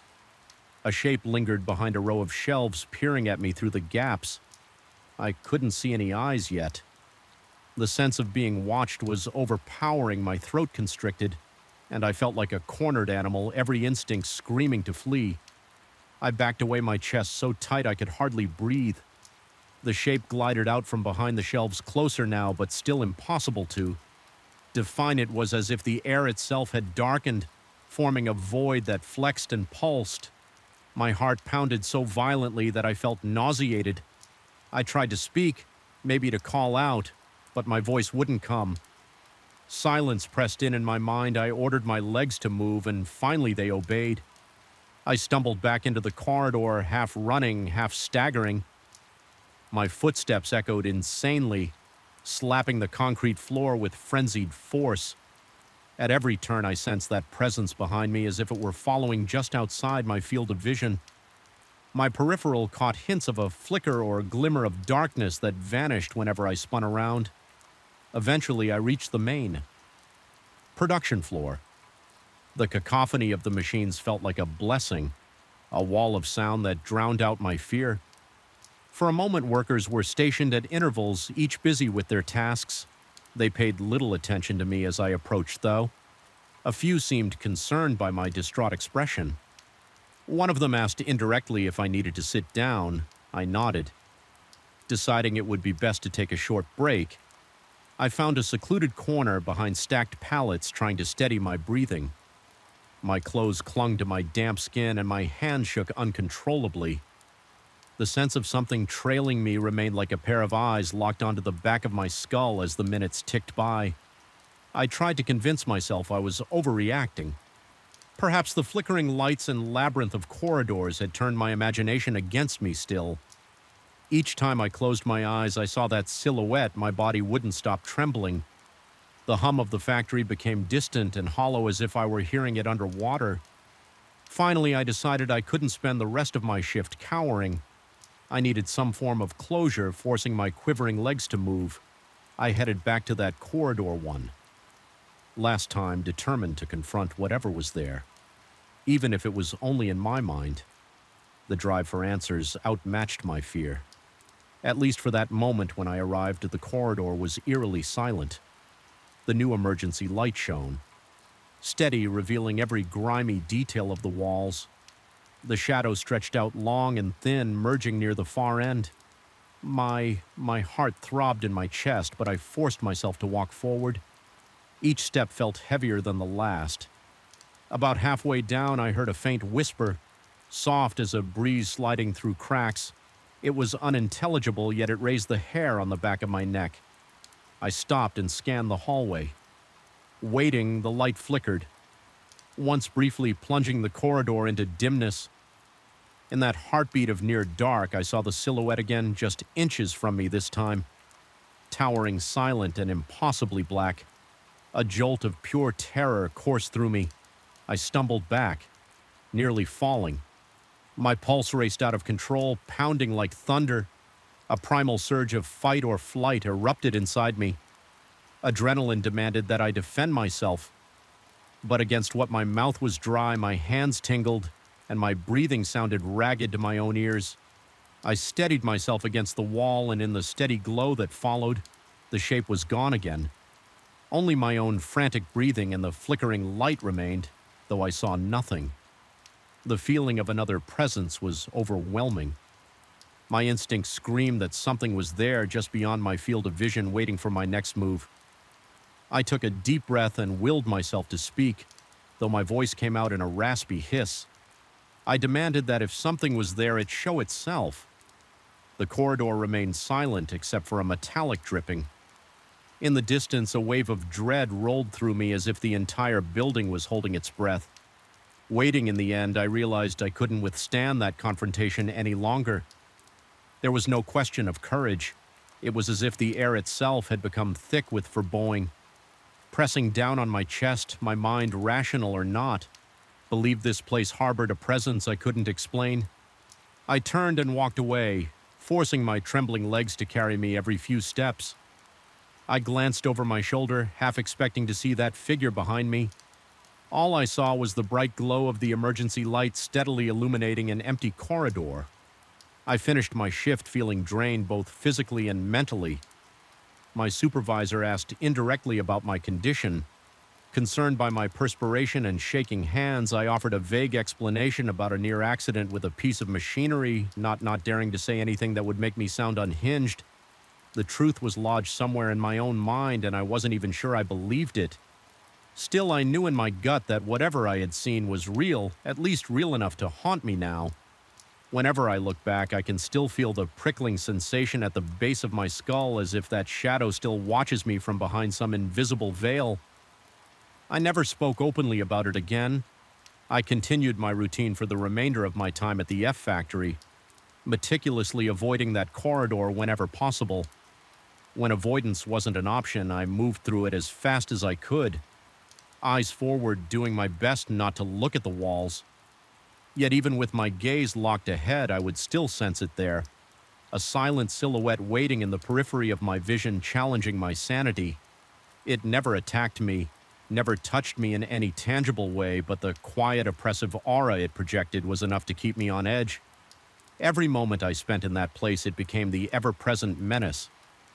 In my mind, a question that gwed at my sanity was, I truly seeing something supernatural, or had the long hours and the isolation chipped away at my perception of reality? To this day, I can't shake the feeling that it followed me. Sometimes I catch a shadow at the corner of my eye in my own home or on a dimly lit street, a fleeting shape, a flicker of movement, a sharp chill in the air when there should be none. Each time my heart constricts and my breath catches in my throat. I've convinced myself it's just a trick of the mind, a product of lingering trauma, but deep down part of me wonders if I've truly escaped. That lingering doubt is the real horror. It's the knowledge that fear doesn't need to manifest physically to be real. It can be enough for it to exist within you. Forever, cold OED in your psyche, reminding you of that shadow in the corridor, static, silent, and all too aware. And if it truly was something beyond my understanding, maybe it still waits in that factory, hidden between the flickering lights and the humming machines, ready to appear when someone else feels just a little too isolated, a little too afraid, a little too alone in the night dire. But the night air felt unnaturally thick, as though the very atmosphere were conspiring to choke me with dread. Even the faint glow of the moon shining high above the preserved woodland near my condominium seemed pale and sickly. More a feeble lamp than any source of comfort. Something about that stretch of trees always gave me pause, but lately I'd found myself returning home far later than usual. My shift at work running into long hours, and each time I approached the parking lot that bordered the woods, I sensed I wasn't alone. The jagged silhouette of trees loomed over me like silent sentinels, as though they stood guard against a secret I was never meant to uncover. My name is Victor. I'm an ordinary man who moved to this condo for a bit of peace and quiet. Initially, I was thrilled that my building backed onto a segment of untouched forest. There was something romantic, almost comforting in the idea of nature being just a few steps away. But recently, that comfort had twisted into a source of persistent unease. It started innocuously. I would park my car late at night, stepping out into the crisp evening air and think, I saw movement between the trees, just a flicker like a shadow that darted out of sight. At first, I dismissed it as a trick of the eyes or the wind stirring the underbrush, but it didn't stop. There were nights when I swore I caught a glimpse of a figure leaning around a trunk, almost like someone was peering out, then ducking back in. As soon as I turned my head, rationality told me it was probably a night guard or maybe some trespasser lost in the darkness. Still, my skin would prickle and a chill would settle in my gut.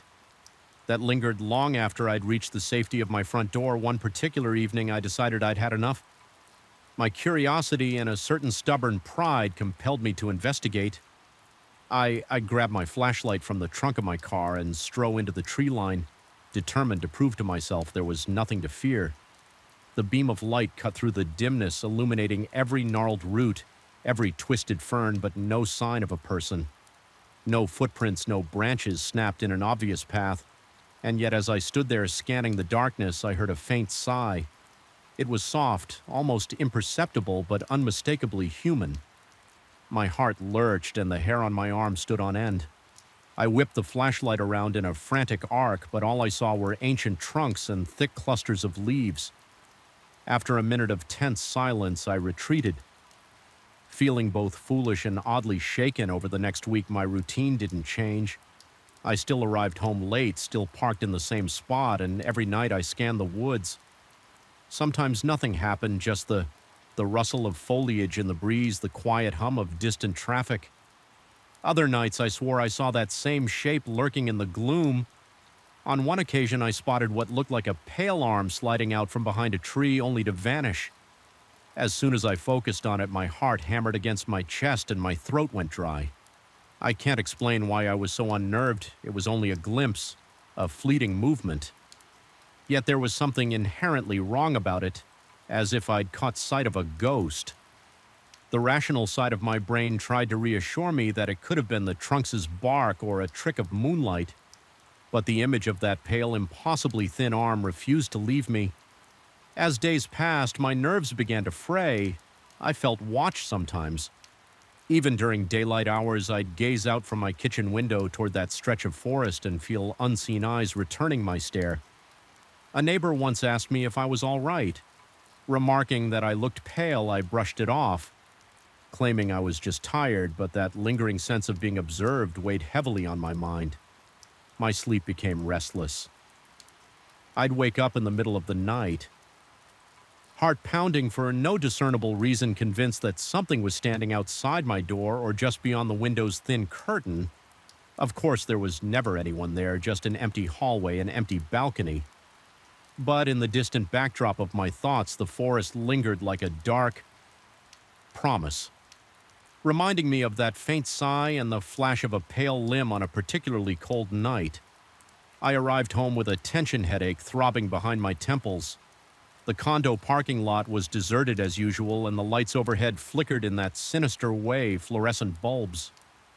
Sometimes, I recall stepping out of my car and immediately feeling a shift in the air as though everything had gone unnaturally still. Even the gentle hum of insects seemed to drop off into silence. I looked toward the woods, heart rate already climbing, and froze. A shape stood just beyond the first row of trees. It was tall, almost matching my own height, and it had the vaguest outline of a person. My chest constricted. I lifted my phone, trying to use its camera light to get a clearer view, but the light didn't reach far enough to reveal more than an indecipherable mass of darkness with my pulse hammering.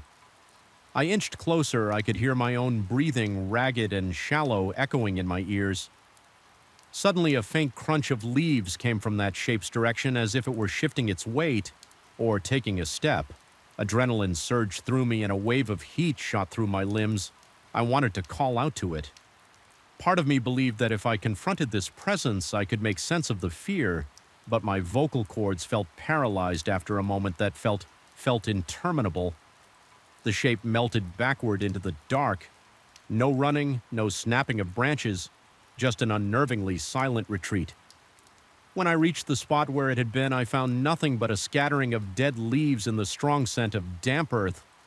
I swept my phone's light around, but there was only empty forest. That was when I noticed how intensely I was sweating.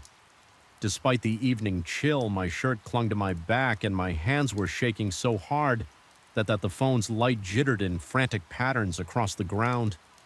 I forced myself to take a few deep breaths, though each inhale felt razor-sharp in my lungs. I told myself I would go inside, lock the door and forget the whole thing. But as I turned to leave, a low sigh, much closer than before, drifted through the silence. It was right behind me. I spun around trembling, only to be met by darkness. Fear flooded my veins and I ran to my unit without looking back. That night I barely slept every time I closed my eyes. I was back in the forest, hearing that sigh.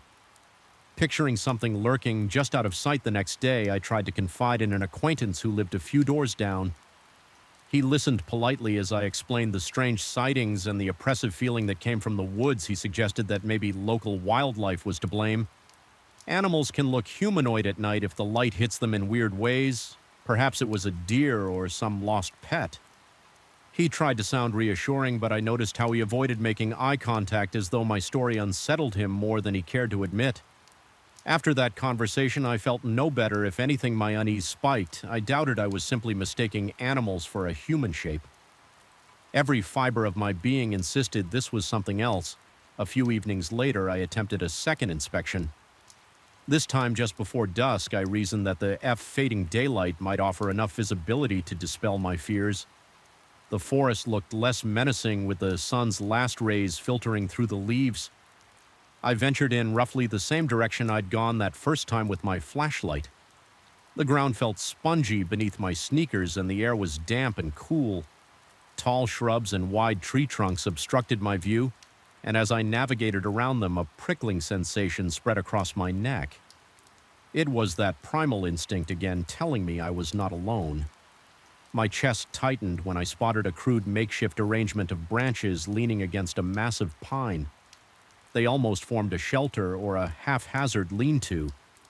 I stepped closer, swallowing the lump in my throat. The interior of that arrangement smelled of rotting leaves and something else, a musty odor that made my stomach churn. I pushed aside a half-broken branch to look inside. There were old damp scraps of fabric on the ground and something that might have been a chipped Kamek mug. My pulse quickened. Someone had clearly spent time here, but who and why? Unease noted at me. The notion of some stranger living in the woods near my home or even just passing through was unpleasant but not impossible. Yet something felt off about this shelter. The way the branches were arranged suggested a strange pattern, almost ritualistic, as though they'd been placed with intention rather than slapped together for a quick hideaway. The realization sent a bolt of fear through me. I backed away, nearly tripping over a rot in my haste. My breath came in sharp gasps and sweat. Bead on my forehead, I forced myself to return to my unit. My nerves were rattled, but I tried to reassure myself. Maybe it was an abandoned campsite or a local trying to observe wildlife incognito still. The sense of dread refused to let go that night. My paranoia was relentless. I felt as though I was on the edge of a precipice, my mind swirling with half-formed questions and half-remembered details. I started to second-guess. Everything, had I really seen an arm, or was it a trick of the light? Could the sigh have been the wind escaping through the dense branches? The more I tried to rationalize it, the more my thoughts circled back to that leaning arrangement of branches, and the pungent scent inside the forest seemed to pulse with a dark vitality. Even from within my condo, I couldn't shake the impression that someone was out there watching.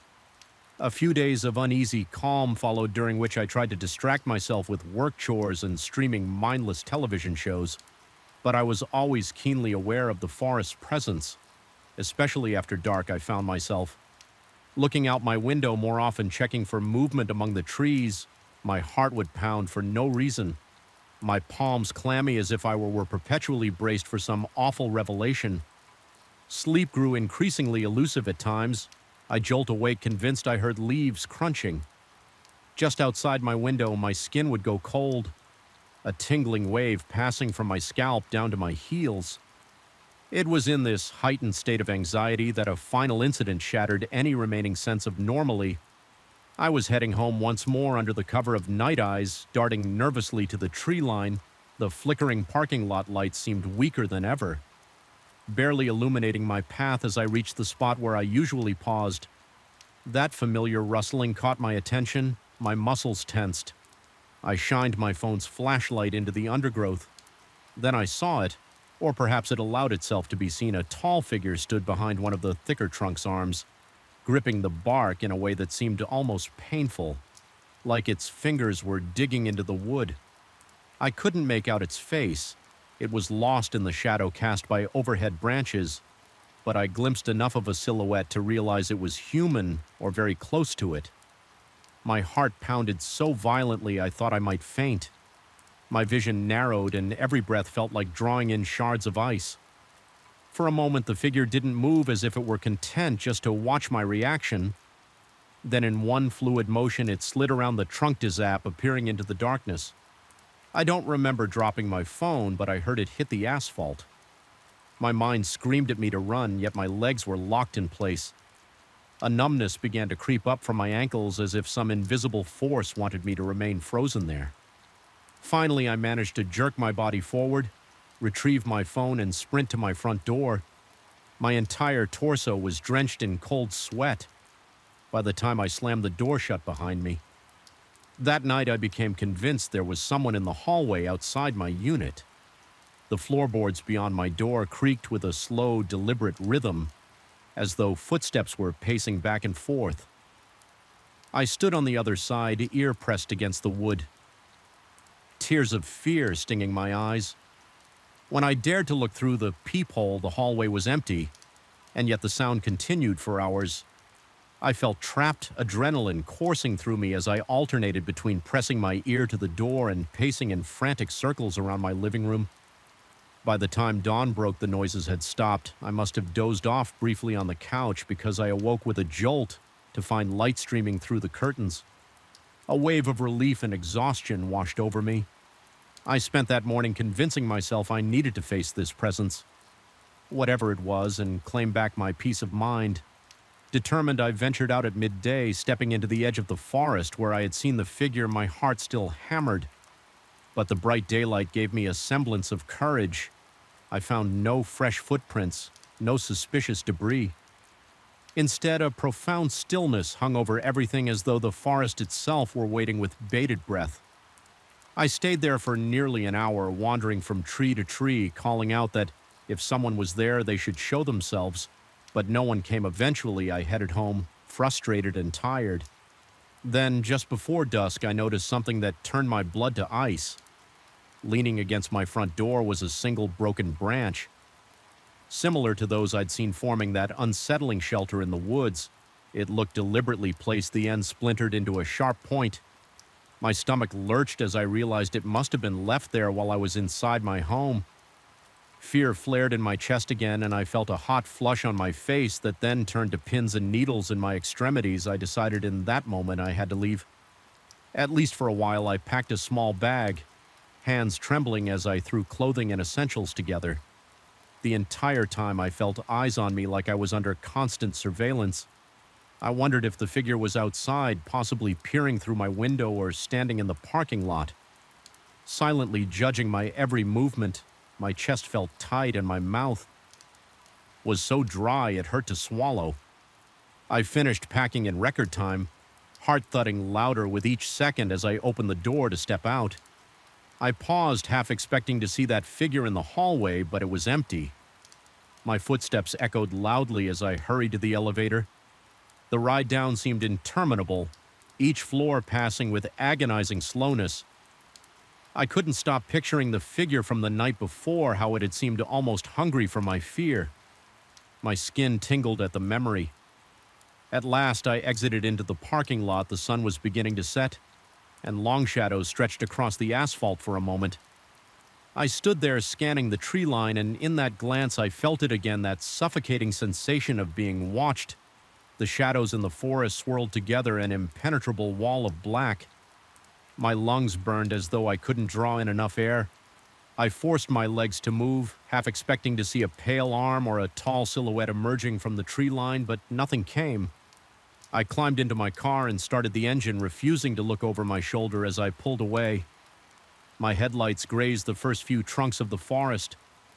Just before I fully turned the corner, I caught the briefest flicker of movement, a shifting darkness that might have been a person or might have been my imagination. My pulse pounded in my ears, and I gripped the wheel until my knuckles turned white. Without a second thought, I floored the gas and left that unnerving place behind. I don't know exactly what I encountered in those woods or why it seemed to fixate on me. Perhaps it was all in my head, a product of exhaustion and stress. Perhaps it was something far stranger, an entity tied to the land in ways I can't begin to comprehend.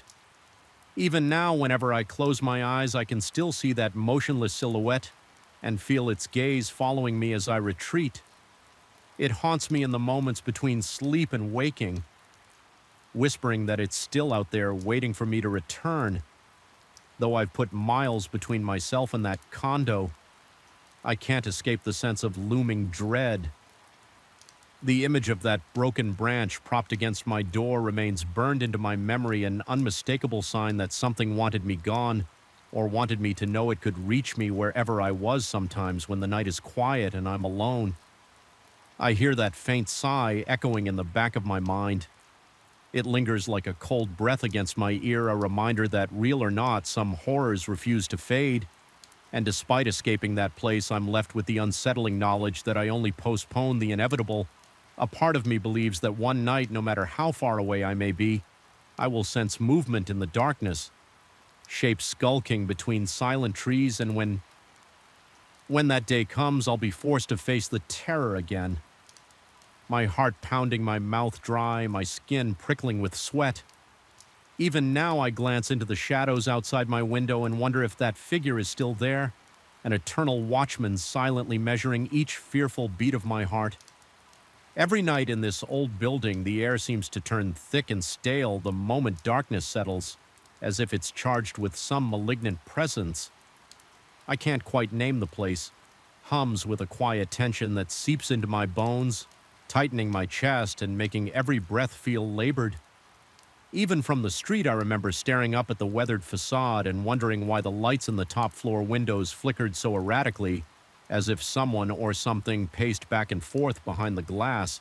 I told myself it was just the age of the building, shoddy wiring perhaps, or the wind rattling the old frames. But once I moved in and found out that the top floor was nothing more than a deserted terrace, a persistent dread began to coil inside my chest. Whispering that I was not alone here, I had taken an entire floor to myself. A long hallway lined with 4 empty apartments, all under renovation, paid for by a meager arrangement with the property owner. Supposedly, I was to remain on site, keep an eye on the place, and report any suspicious activity to the building manager. At first, it sounded ideal privacy in the midst of a bustling city center. But from the first night, I realized my new living situation might be more than I bargained for. I remember lying in bed on that initial evening, the gloom of the unlit corridor just outside my bedroom, creeping under the door, my heart kicked against my ribs in sin with every noise. Pipes gurgled deep in the walls, and the wind made the ancient windows creak I could handle. These typical old building sounds, but then above me, something much more deliberate reverberated. Slow, methodical steps, crossing from one side of the ceiling to the other. There shouldn't have been anyone up there, not at midnight, and certainly not in a place that was supposedly just an empty terrace, yet the footsteps were unmistakably human in their weight and tempo. That first night I tried to pass it off as my imagination, or perhaps some strange echo traveling through the old pipes. Still, the hair on the back of my neck prickled and my hands felt clammy against the sheets. My throat went dry as I listened in absolute stillness, hoping the sound would vanish eventually. The footsteps paused, and for a moment I began to relax, but just as my body slackened, the footsteps resumed, crossing back in the opposite direction. The tension surged again in my temples, and I lay there until morning, paralyzed by the realization that something up there was moving around of its own accord when daylight came. My fear felt somewhat laughable. I told myself the mind can play wicked tricks in the stillness of night, determined to dismiss the whole episode as a silly reaction to an unfamiliar setting. I went about my day trying to gather more information about the building. The caretaker, an older man with a permanent scowl etched into his face, explained that the top floor had no tenants. He insisted it was merely a barren terrace, and no one ever went up there except occasionally to check for leaks or to repair the old water tank. Even so, I pressed him, describing the footsteps I had heard. He muttered that I must have been mistaken, perhaps the wind or someone on the neighboring roof. His dismissive tone made my stomach clench with annoyance, but I told myself there was no reason to disbelieve him that night. I went to bed early more out of anxiety than fatigue. I wanted to prove to myself that the previous night's sounds were just a figment of my overactive imagination. But the instant the lights went out, a heavy sense of foreboding settled in the pit of my stomach, as if the darkness itself had weight and presence. My heart rate spiked the moment I heard the first faint thud from above again. I tried to rationalize it. Old beams, contracting metal supports shifting in. Then the soft thuds became distinctly human footsteps. They were slow yet purposeful, moving in a pattern that traced the length of my ceiling. My breathing turned ragged. I could feel my pulse pounding in my ears, each beat like a drum, heralding something I couldn't see. My palms began to sweat, and I clutched my blanket so tightly that my knuckles went numb. I was too frightened to move. If the footsteps were indeed from a person, that meant somebody had lied. If they weren't from a person, then I had to consider something else entirely, something I was not prepared to face. In the following days, I found it increasingly difficult to focus on anything besides the uninvited company above. I tried investigating the building's history, searching for any mention of unexplained events or long-gone tenants, but records were sparse. The caretaker shrugged off my inquiries, reiterating only that the top floor was off-limits, and had been so for years. He offered no further details, and each time I mentioned the footsteps, his gaze drifted away as if he feared that acknowledging my concerns would somehow make them real. I began feeling an unshakable presence throughout the day. Not just at night in the hallways, I often sensed a light shift in the air behind me as though someone was standing just over my shoulder. I'd spin around my heart, seizing in my chest, only to see peeling paint on the walls and the same burnt-out light bulbs overhead. The sound of my own breath filled my ears, quickening with each false alarm. Yet even when I saw no one there, a lingering heaviness remained, as if the corridor itself pulsed with unseen eyes. A week in my nights became a battleground of unnerving sounds and racing thoughts. The footsteps continued above me, sometimes for hours. If I tried to ignore them, they only grew louder, more insistent at times. Resembling frantic pacing, my heart would pound violently. Sometimes I'd clasp my hand over my mouth, trying to steady my breathing as though not to alert whatever was there that I was listening. My exhaustion grew so severe I found myself drifting off to sleep at random times during the day, only to be jarred awake by the echo of those footsteps in my mind. At one point, in an attempt to reclaim my sanity, I decided to go upstairs. During the day, I told myself I needed proof. Either I would find some mischief maker or confirm that I was losing my grip. The caretaker had given me a dismissive wave earlier, though he mentioned that the terrace door was usually locked indeed. When I got there, I found a heavy metal door with a rusted padlock. I pulled on it, but it wouldn't budge.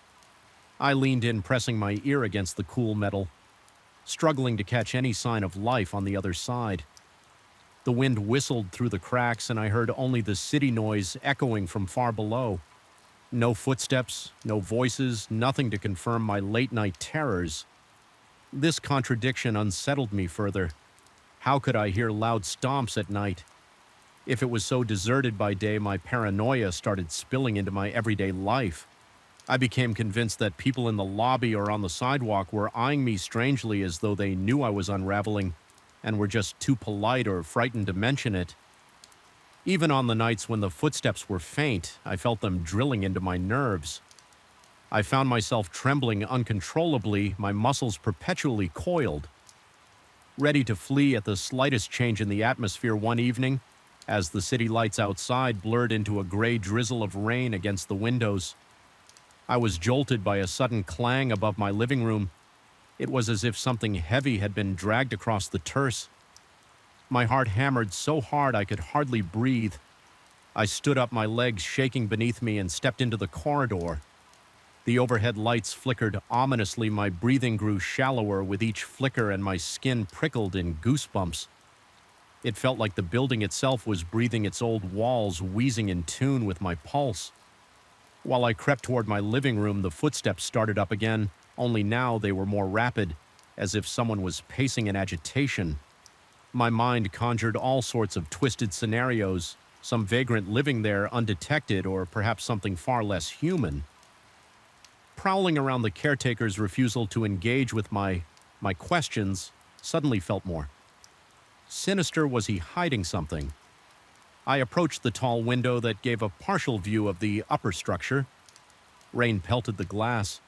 My breath fogged the pane as I peered upward. The sky was a black sea, illuminated only by the occasional glow of city lights. Then just at the edge of my vision, I thought I saw movement, a dark silhouette, crossing in front of a small maintenance light on the roof. My heartbeat thundered. I strained my eyes. My forehead pressed so firmly against the window that it felt cold and damp. But the silhouette didn't reappear. Maybe it had never been there at all. Those next hours were the worst. So far, the footsteps seemed to follow me every time I changed rooms. My bedroom felt claustrophobic, the stale air thick with dread. My chest tightened painfully as if something was squeezing my lungs. I tried turning the lights on and off, but the overhead bulb flickered and died. Darkness engulfed my space. My mouth went dry and my fingers trembled so badly I almost dropped the flashlight. I'd grabbed the narrow beam of light from that small device, tremor along with my shaking hand dancing across every corner of the room. But no matter where I pointed it, I couldn't shake the impression that something was right behind me, out of sight. Desperate for any sense of security, I turned on the TV, hoping to drown out the unrelenting thumps above. The muffled chatter of commercials did little to calm my nerves. After a moment, I realized the footsteps had ceased. I exhaled a shaking breath, my shoulders sagging with relief. But that relief was short-lived. A single deafening stomp resounded directly above my head, as if something enormous had just landed there. I gasped, stumbling backward into a table. The impact knocked a lamp to the floor with a crash. My throat constricted and cold sweat trickled down my SP spine.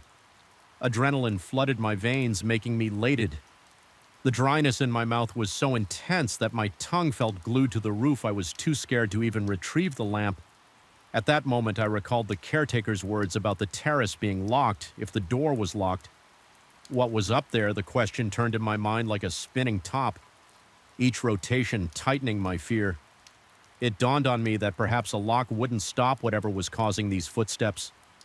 My rational mind warred with a growing certainty that something was fundamentally wrong with the building itself. I barely slept that night, and when I did doze off from sheer exhaustion, I dreamt of twisting corridors and tall shadows looming over me in these nightmares. The floors above were an endless maze, and no matter how far I ran, the footsteps drew closer. I woke drenched in sweat with my heart in my throat, only to find my surroundings equally oppressive. In reality, the caretaker noticed my haggard appearance the next morning, asking indirectly if I was sleeping poorly. He suggested that old buildings can sometimes amplify everyday city noises. I told him I wasn't convinced the footsteps were too real. He responded that I should perhaps keep my windows closed or play some music to drown out the wind. My teeth clenched in frustration. I knew he was avoiding the truth that evening, exhausted and nearly at my breaking point. I resolved to confront whatever was upstairs head-on. I waited until midnight, listening as the footsteps started their usual pattern. I could feel the blood pounding in my ears while I mustered the courage to go back to the terrace door with a set of tools I'd borrowed from the maintenance closet. I reasoned that if I could just open the lock, I'd uncover the truth. Even if it scared me senseless, I climbed the final flight of stairs every step, an echo that seemed to mock me. My flashlight shook in my hand. Illuminating the chipped paint of the stairwell when I reached the terrace door, I fumbled with the lock for what felt like ages. My palms were slick with sweat, and the tools slipped in my grip. Eventually, the lock clicked, my stomach flipped as I realized I was about to face whatever had been haunting me. I pulled the heavy door open. A gust of cold night air rushed in, carrying the scent of wet concrete, and something else, an earthy, musty odor that reminded me of old basements and decaying spaces. My heart was in my throat rote. As I stepped out onto the terrace, the entire space was empty. Rainwater pulled in, corners reflecting the ghostly glow of distant city lights. I swung my flashlight around, searching for any sign of movement. The wind howled, whipping against my face and reminding me of how exposed I was. My eyes darted to the far edges of the terrace, half expecting a shape to appear, but there was only a deserted stretch of cracked flooring.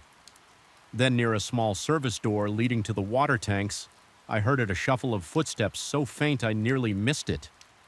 My breath caught, and I inched forward as I approached. The footsteps seemed to retreat, leading me around the corner of a half wall that sheltered the water tank pipes. My pulse thundered, and my fingers ached from gripping the flashlight. I swept the beam in front of me fully, anticipating to see an intruder or some kind of presence, but no one was there. I stood alone in the wind, trembling chest, heaving a stinging sensation behind my eyes. From the strain of trying to see through the darkness, then I heard a sudden scraping sound right behind me, like a shoe dragging across the floor. I spun around so quickly I nearly lost my footing. The flashlight illuminated only swirling dust and rain. There was nothing, no figure, no sign of life, yet the air felt charged, crackling with a silent malevolence. My heart hammered so wildly that it hurt. I didn't know what else to do except flee. I turned and sprinted back to the door, each footstep echoing on the drenched concrete. My lungs burned by the time I reached the stairwell, and I yanked the door shut behind me. Fumbling with the broken lock, I darted down the stairs, not caring about the noise. The building's corridors felt narrower than ever, walls closing in on me as I stumbled back into my apartment. In that moment, I realized with horrifying clarity that the footsteps might not belong to any living person at all. Something unseen roamed that empty terrace. Unbound by locked doors and rational explanations, I sank onto my couch, struggling to breathe. Every muscle in my body quivered. A part of me wanted to pack up my things and never look back. Another part, driven by a strange fascination, wanted to stay there. Was a morbid curiosity about what lurked above, a burning need to understand, to prove I wasn't insane. When dawn broke, I made my decision. I could no longer keep watch in this place, especially if it meant slowly losing my mind before the sun was fully up. I began gathering my belongings. My heart still hammered in my chest, and my ears rang with phantom sounds of footsteps. But I was resolute as I headed for the front door. A final tremor of dread coursed through me, as if the building itself disapproved of my departure. The corridor light flickered one last time, the shadows along the walls seeming to reach out and grip me. I walked past the caretaker's office, left the key, and explained in flat, emotionless tones that I couldn't stay there anymore. He didn't argue. His eyes held a hint of resigned understanding, as though he'd seen this happen before and simply accepted it. I felt an icy wave of discomfort, realizing my experience was likely not unique. Stepping outside the early morning light felt harsh and unwelcoming, but at least it was real. My breath steadied as I put distance between myself and the old building, yet a part of my mind kept racing, replaying every sound, every shadow, every unexplainable moment. I couldn't shake the impression that the footsteps might follow me no matter where I went. Even now, I can't entirely convince myself that everything I heard was a product of creaking floorboards or my own anxiety. The unsettling truth is that I truly believe something walked above me on that deserted terrace. Whether it was a spirit, a phantom echo from some forgotten past, or a manifestation of my own unraveling psyche, I may never know. But the memory of those footsteps resonates inside me, a disquieting reminder that some places are saturated with energies beyond our comprehension. And though I escaped that building, I carry a lingering sense of being followed, and inkling that one day in some darkened hall or empty rooftop, I might once again hear those measured, deliberate steps coming for me. I felt it the moment I pushed open the library's heavy oak door, a subtle, oppressive weight in the air that clung to my skin like damp cobwebs. The fluorescent ceiling lights flickered with a weak, uneven hum, casting elongated shadows across rows of ancient shelves. Before I had even taken a step inside, something told me this place was different at night. It was more than just the stillness. It was the sense that each corridor held its breath, watchful and waiting. When I volunteered for the late shift at the Garrison Historical Library, I never expected to find myself questioning not just my nerves, but my very sanity. I remember signing up because I wanted experience in archival work. The library was known for its impressive collection of rare manuscripts, though only a handful of people ever seemed to come by to study them. The building itself was a 3-story stone structure dating back to the early 1900s. Its facade was proud, almost regal, and the interior was built in a grand-style polished marble floors, sweeping staircases, iron railings that curled like vines. By day, it felt dignified and secure. By night, the same features took on a darker edge. The marble seemed cold, the staircases became twisting paths to unknown places, and those kuru railings reminded me of skeletal hands. I usually worked on the first floor, helping to file new arrivals or reorganize the archives that students and researchers used. The first few weeks were calm. I often heard a fellow volunteer remark that the library was pleasantly quiet. After sundown, that it was the perfect environment for meticulous organization. I tried to agree, though. From the start, I had an inexplicable sense of being observed whenever I put a book back on the shelf. Sometimes I would turn around anticipating a patron or another volunteer, only to find the corridor empty initially.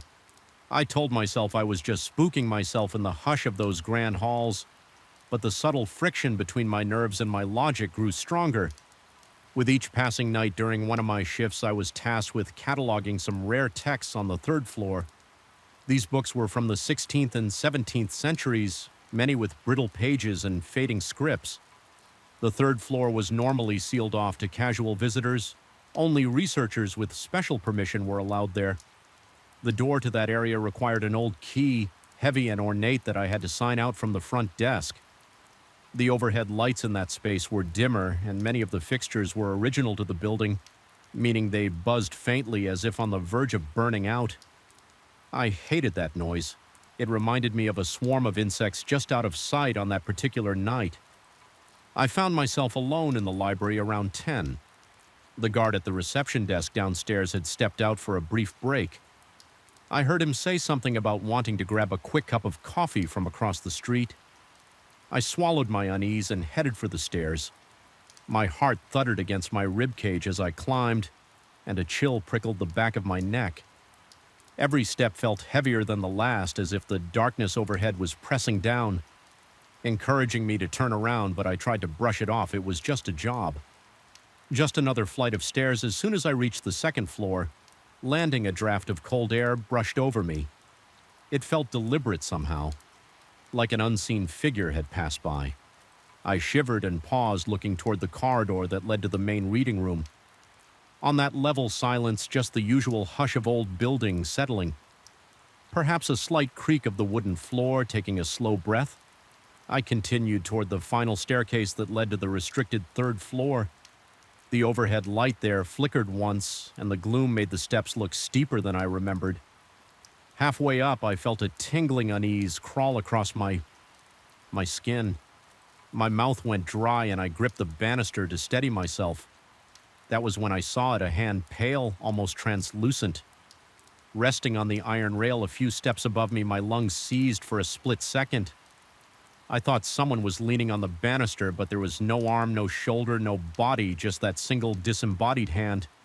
My pulse hammered in my ears. Every beat felt like a drum pounding inside my head. I froze, afraid that if I moved, whatever it was might notice me. The hand was motionless, its fingers curled delicately around the iron, the skin. If that's what it truly was, had a faint bluish tint for what might have been. Mere seconds, but felt like an eternity, I stared in absolute horror. Then, as though sensing my gaze, the hand vanished. It didn't pull away or dissolve. It simply ceased to be there, as if it had never existed. I couldn't even manage a scream. My throat was tight, and it felt like I'd swallowed shards of ice, trembling. I stood there for a long while, unsure of whether to retreat back down the stairs or press on a voice in my head. Insisted that I must have hallucinated, that it was just a flicker of shadow in imagination, but the goosebumps on my arms, the sweat on my palms, and the dry highness in my mouth confirmed how real it had felt. I considered running downstairs to find the guard, but shame pricked at me. I was a grown man, not a frightened child.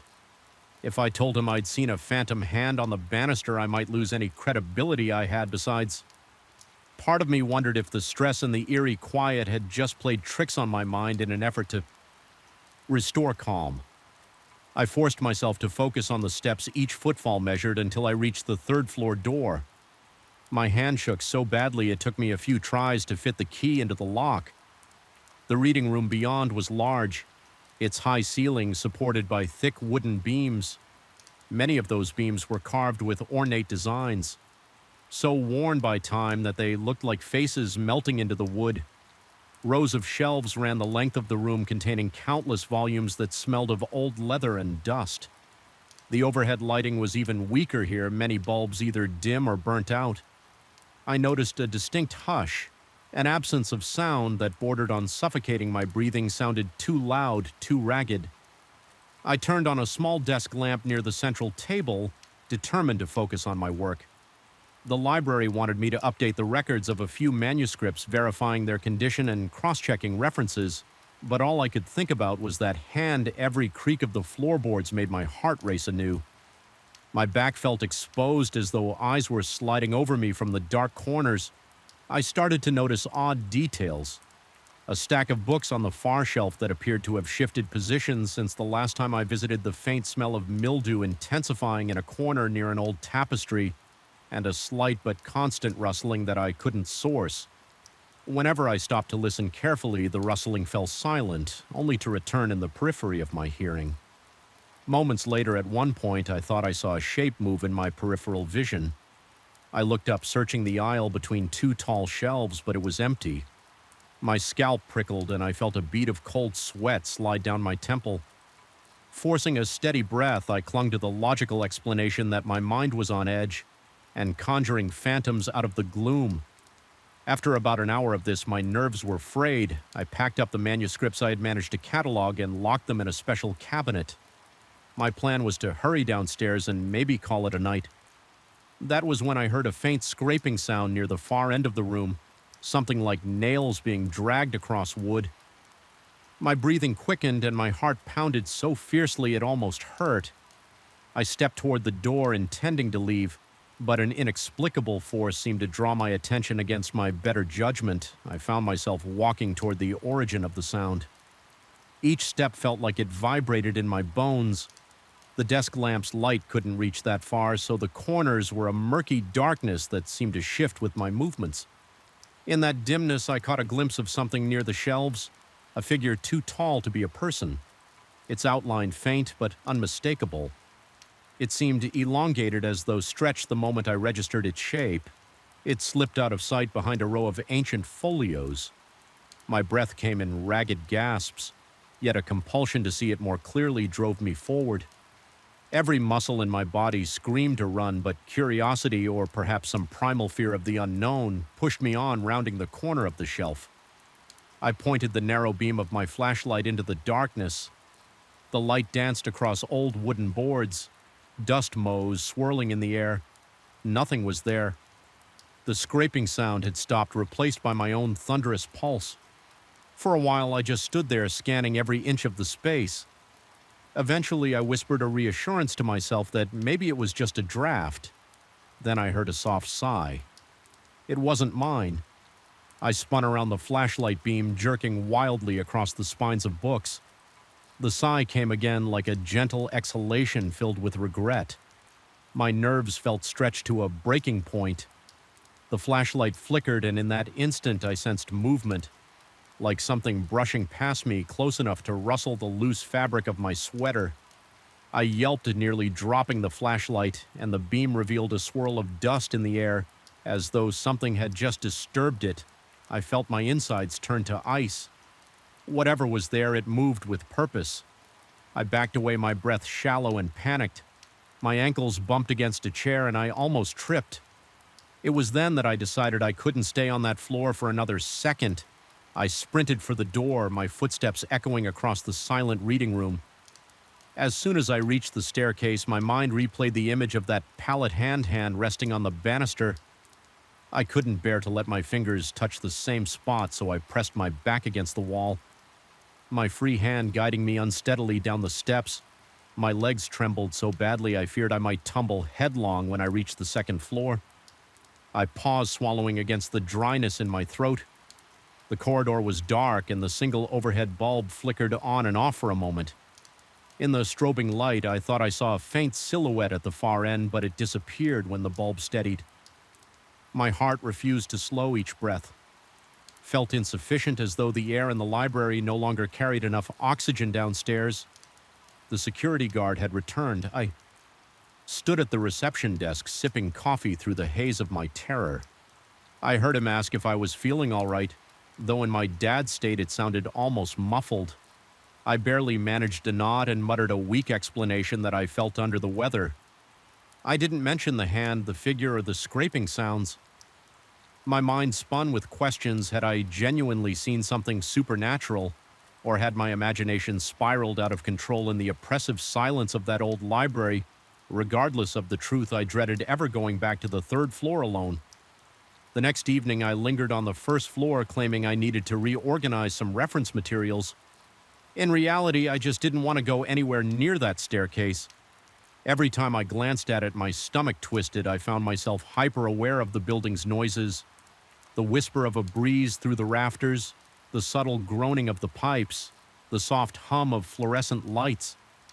Each sound set my nerves on edge. Night after night, that sense of being watched returned. Especially if I ever strayed too close to the stairs, the recollection of that pale hand burned in my mind. My fear built like pressure in a boiling kettle, threatening to scream.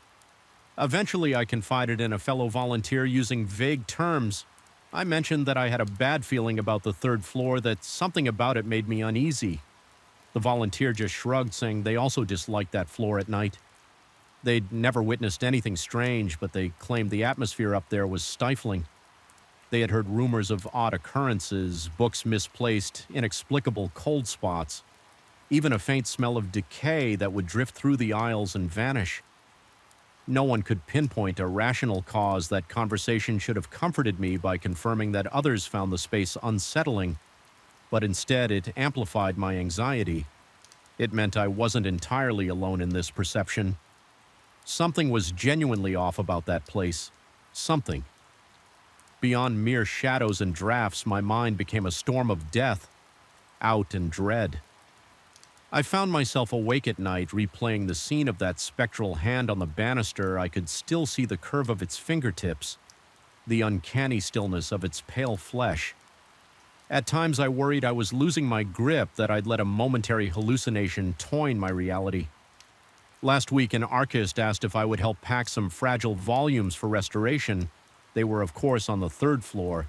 My stomach lurched at the request, yet I had no valid excuse to refuse. I decided I couldn't keep letting fear control me. I forced my trembling legs to climb those same stairs, ignoring the way my breath quickened with each step as I approached the final landing. I braced myself, half expecting to see that hand again, but the banister was empty, the corridor silent.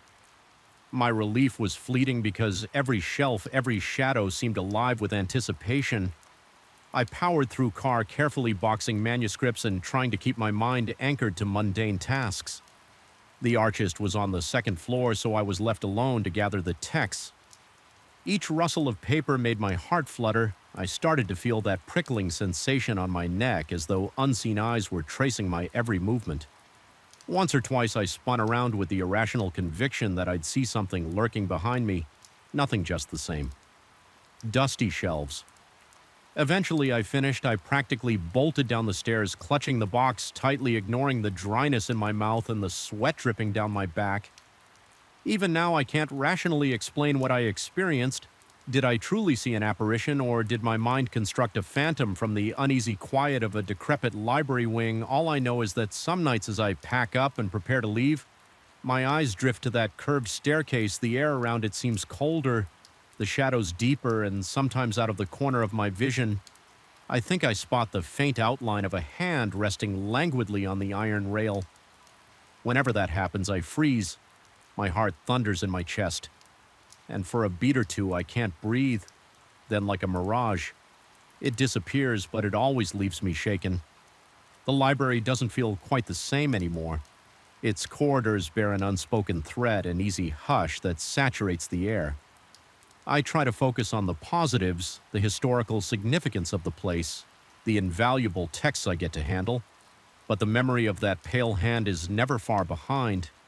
It's become a silent warning, a reminder that some corners of the library harbor secrets best left undisturbed. I still volunteer there, though I avoid working the late shift as much as possible. When I do, I stay on the ground floor with the lights on, telling myself I'm just being efficient in truth.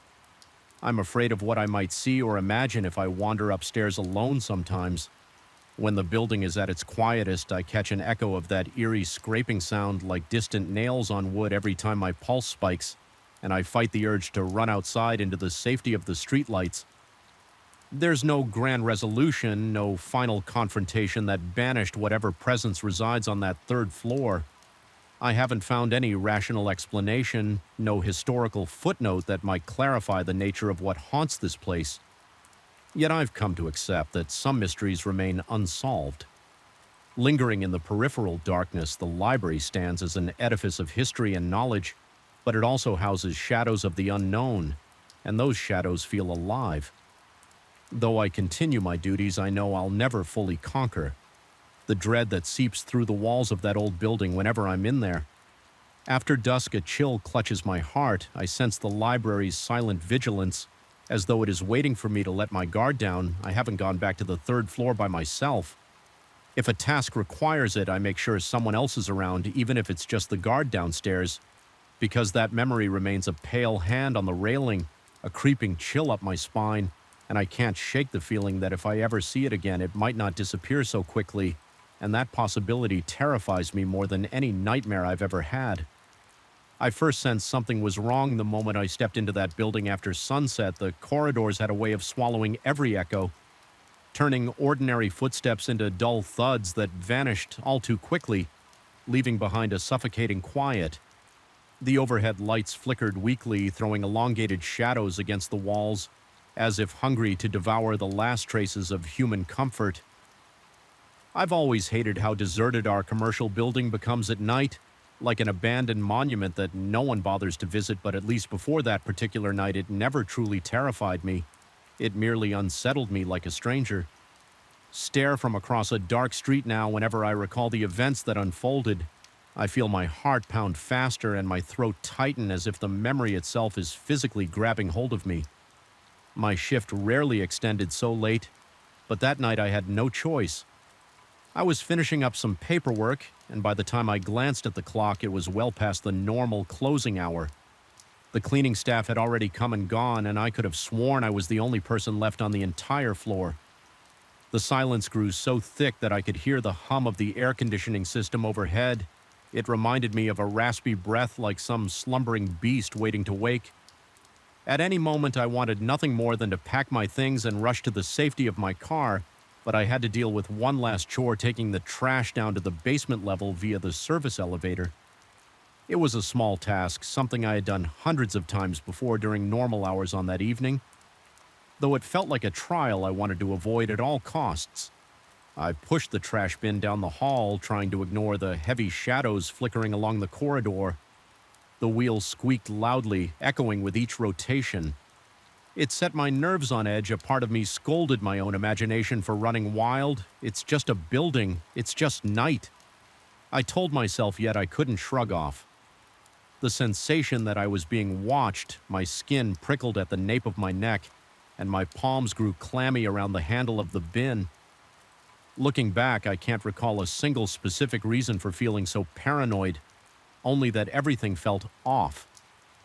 I reached the service elevator, its metallic doors reflecting the pet light of the hallway in an unnerving distortion. I pressed the button and waited. My stomach twisting with each passing second, the elevator made a dull clank as it arrived, and the doors slowly slid open. I rolled the trash bin inside, then stepped in after it. As the doors closed, the overhead light inside, the elevator flickered briefly, casting the cramped interior in a jittery strobe. My heart thumped and a bead of sweat trickled down my temple. I reminded myself to breathe no sooner had the doors sealed shut. Then I sensed I was not alone. At first I didn't see anything unusual, just the same battered walls and the fluorescent light fighting to stay lit. But then out of the corner of my eye I picked up a shape. A figure standing in the far corner, tall enough that it seemed hunched to avoid brushing its head against the low ceiling. I froze, a jolt of panic charging through my veins like electricity. My breathing became shallow, and I felt the vibrations of my own racing heartbeat in my eardrums. The figure was not leaning forward nor moving, it just loomed in that corner. So silent, it barely seemed real. Part of me wanted to spin around and confront it, but fear rooted my feet to the floor. Time seemed to slow, the elevator rumbled downward, and in that terror-fueled hush, I heard nothing but the mechanical groaning of the cables and my own ragged breaths. I forced myself to shift my gaze fully toward the corner. The shape was still there, vague, dark, unnaturally tall. I couldn't make out facial features, only that silhouette. I could have sworn the air around it looked denser, like a pocket of darkness. That had somehow gained its own volition. My throat was so dry it felt scratchy when I swallowed. My back was cold with sweat, and I prayed silently for the elevator to reach the basement. It felt like a lifetime. Before the doors finally creaked open, the trash bin rattled as the elevator halted. Light from the hallway spilled into the cramped interior, and I exhaled shakily, feeling the tension in my legs when I dared to look back at the corner to see if the figure was still there. It was gone just like that. I found myself staring at an empty space.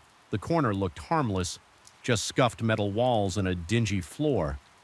My mind reeled for a moment. I wondered if exhaustion had gotten the best of me, but I was shaking so badly that I struggled to steady my hands on the trash bin. I rolled it out, then left it near the service area. I remember standing in that hallway, the flickering fluorescent lights above me, chest heaving in a dreadful sense that I just witnessed something that shouldn't exist. 1,000 rational explanations sprinted through my thoughts. Shadows. Reflections, a hallucination caused by lack of sleep, yet none of them felt satisfactory. I rushed back upstairs using the main elevator. The contrast between the bright, relatively clean interior of the lobby-level elevator and the dingy service. One struck me, it felt like I traveled between two worlds. By the time I returned to my desk, my shirt was damp with perspiration, and I couldn't stop glancing over my shoulder, half expecting to see that towering silhouette lurking behind me. The rest of the building was still mocking me with its emptiness. When I reached my office, I saved my files, powered down my computer, and forced myself to leave. The drive home was a blur of taut nerves and second guesses. I played music at a low volume, anything to distract myself from the crawling sensation that someone was watching me through the rearview mirror. I barely slept that night, tossing and turning, convinced that every creak in my apartment was the echo of footsteps. The next morning, in the clear light of day, everything felt less nightmarish. I told myself that the incident had probably been a trick of the mind, maybe a reflection from a nearby reflective surface, or a leftover bag of cleaning supplies that my eyes had distorted into a silhouette still. The memory made my palms sweat. I went back to work, determined to find some rational explanation and put my imagination to rest. My first stop was the building security office. The guard on duty was reading a newspaper. I asked as neutrally as possible if I could look at footage from the previous night.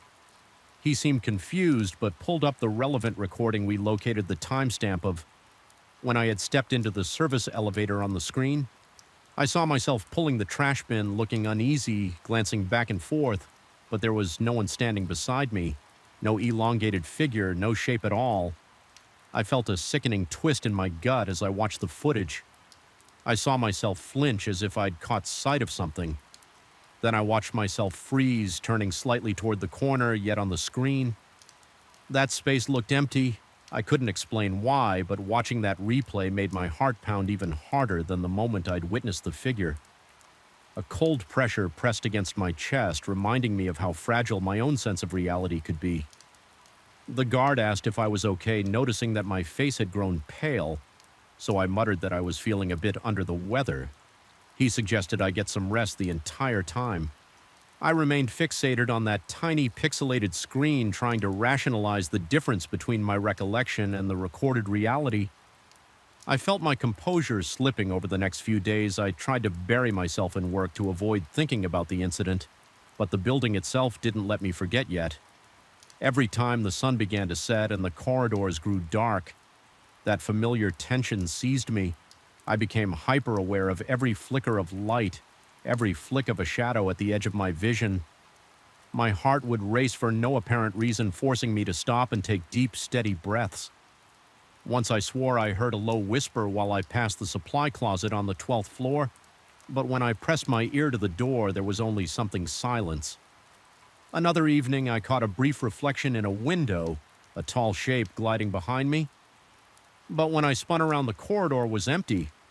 My coworker in the cubicle next to mine noticed how jittery I was becoming.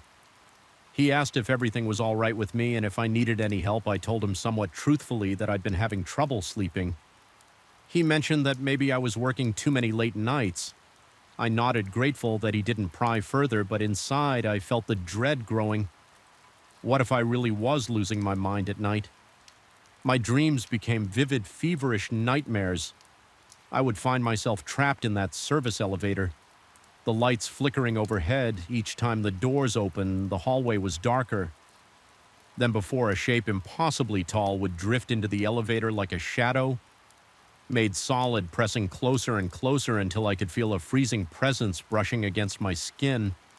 I'd bolt awake, gasping and coated in sweat.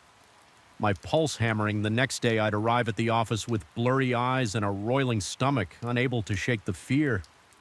I tried small, superstitious methods to fend off my paranoia. I kept a flashlight in my pocket, telling myself that if I could flood the corners with light, nothing could hide there.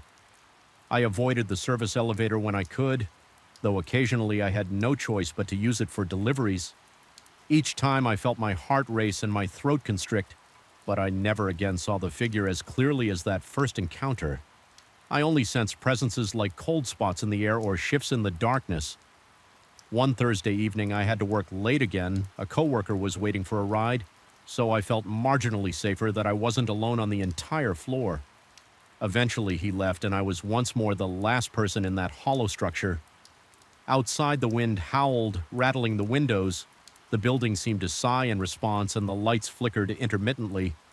I tried to concentrate on the task at hand, some digital reports that needed to be finished by the next morning, but I couldn't stop myself from glancing toward the corridor. Every so often, I imagined I saw a shape gliding past my peripheral vision, not directly visible, but present enough to make my muscles clench. By the time I finished, it was nearly midnight. I realized I needed to drop off a small package at the mailroom. which unfortunately was accessible only via that same service elevator or an incredibly long walk down 2 flights of stairs and through a poorly lit corridor. Against my better judgment, I chose the elevator, hoping it would be quick and painless. When I reached the service elevator doors, I paused, noticing they were slightly ajar. A faint light glowed inside. My palms grew slick with sweat, and I felt a chill ripple through my spine. The elevator wasn't moving, but it looked as though someone had pressed the button recently. I stood there for a moment, swallowing against the dryness in my mouth, trying to gather my courage. Then I forced myself to step inside. The overhead light was dimmer than usual, casting thick shadows across the corners. My breath caught as the door slid shut.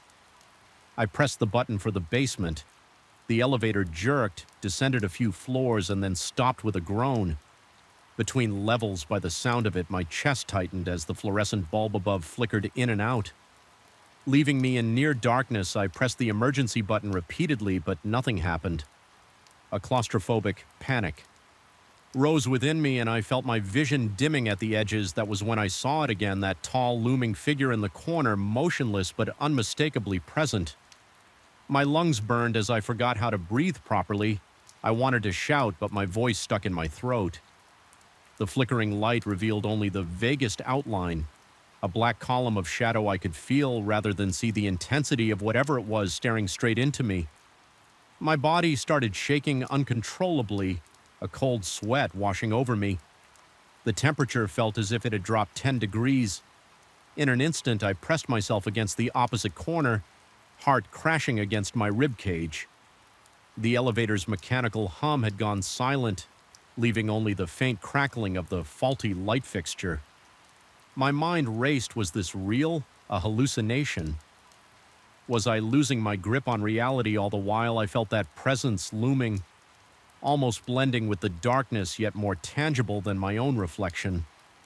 I closed my eyes, counting my breaths, trying to conjure any explanation that might calm me, but the terror was too absolute. Seconds ticked by like hours, until with a sudden jolt, the elevator came back to life and resumed its descent. The figure didn't disappear. This time I could still sense it right there, as if waiting. Every nerve in my body screamed to flee, but there was no escape until the doors opened. At last they slid apart with a groan, and weak light from the basement corridor illuminated the interior. I stumbled out, nearly falling to my knees when I found the courage to glance back. The shape was gone, trembling. I delivered the package to the mailroom. My mind felt fragmented, teetering between rationality and blind panic. I decided then and there that I couldn't keep this up. No job was worth losing my sanity over.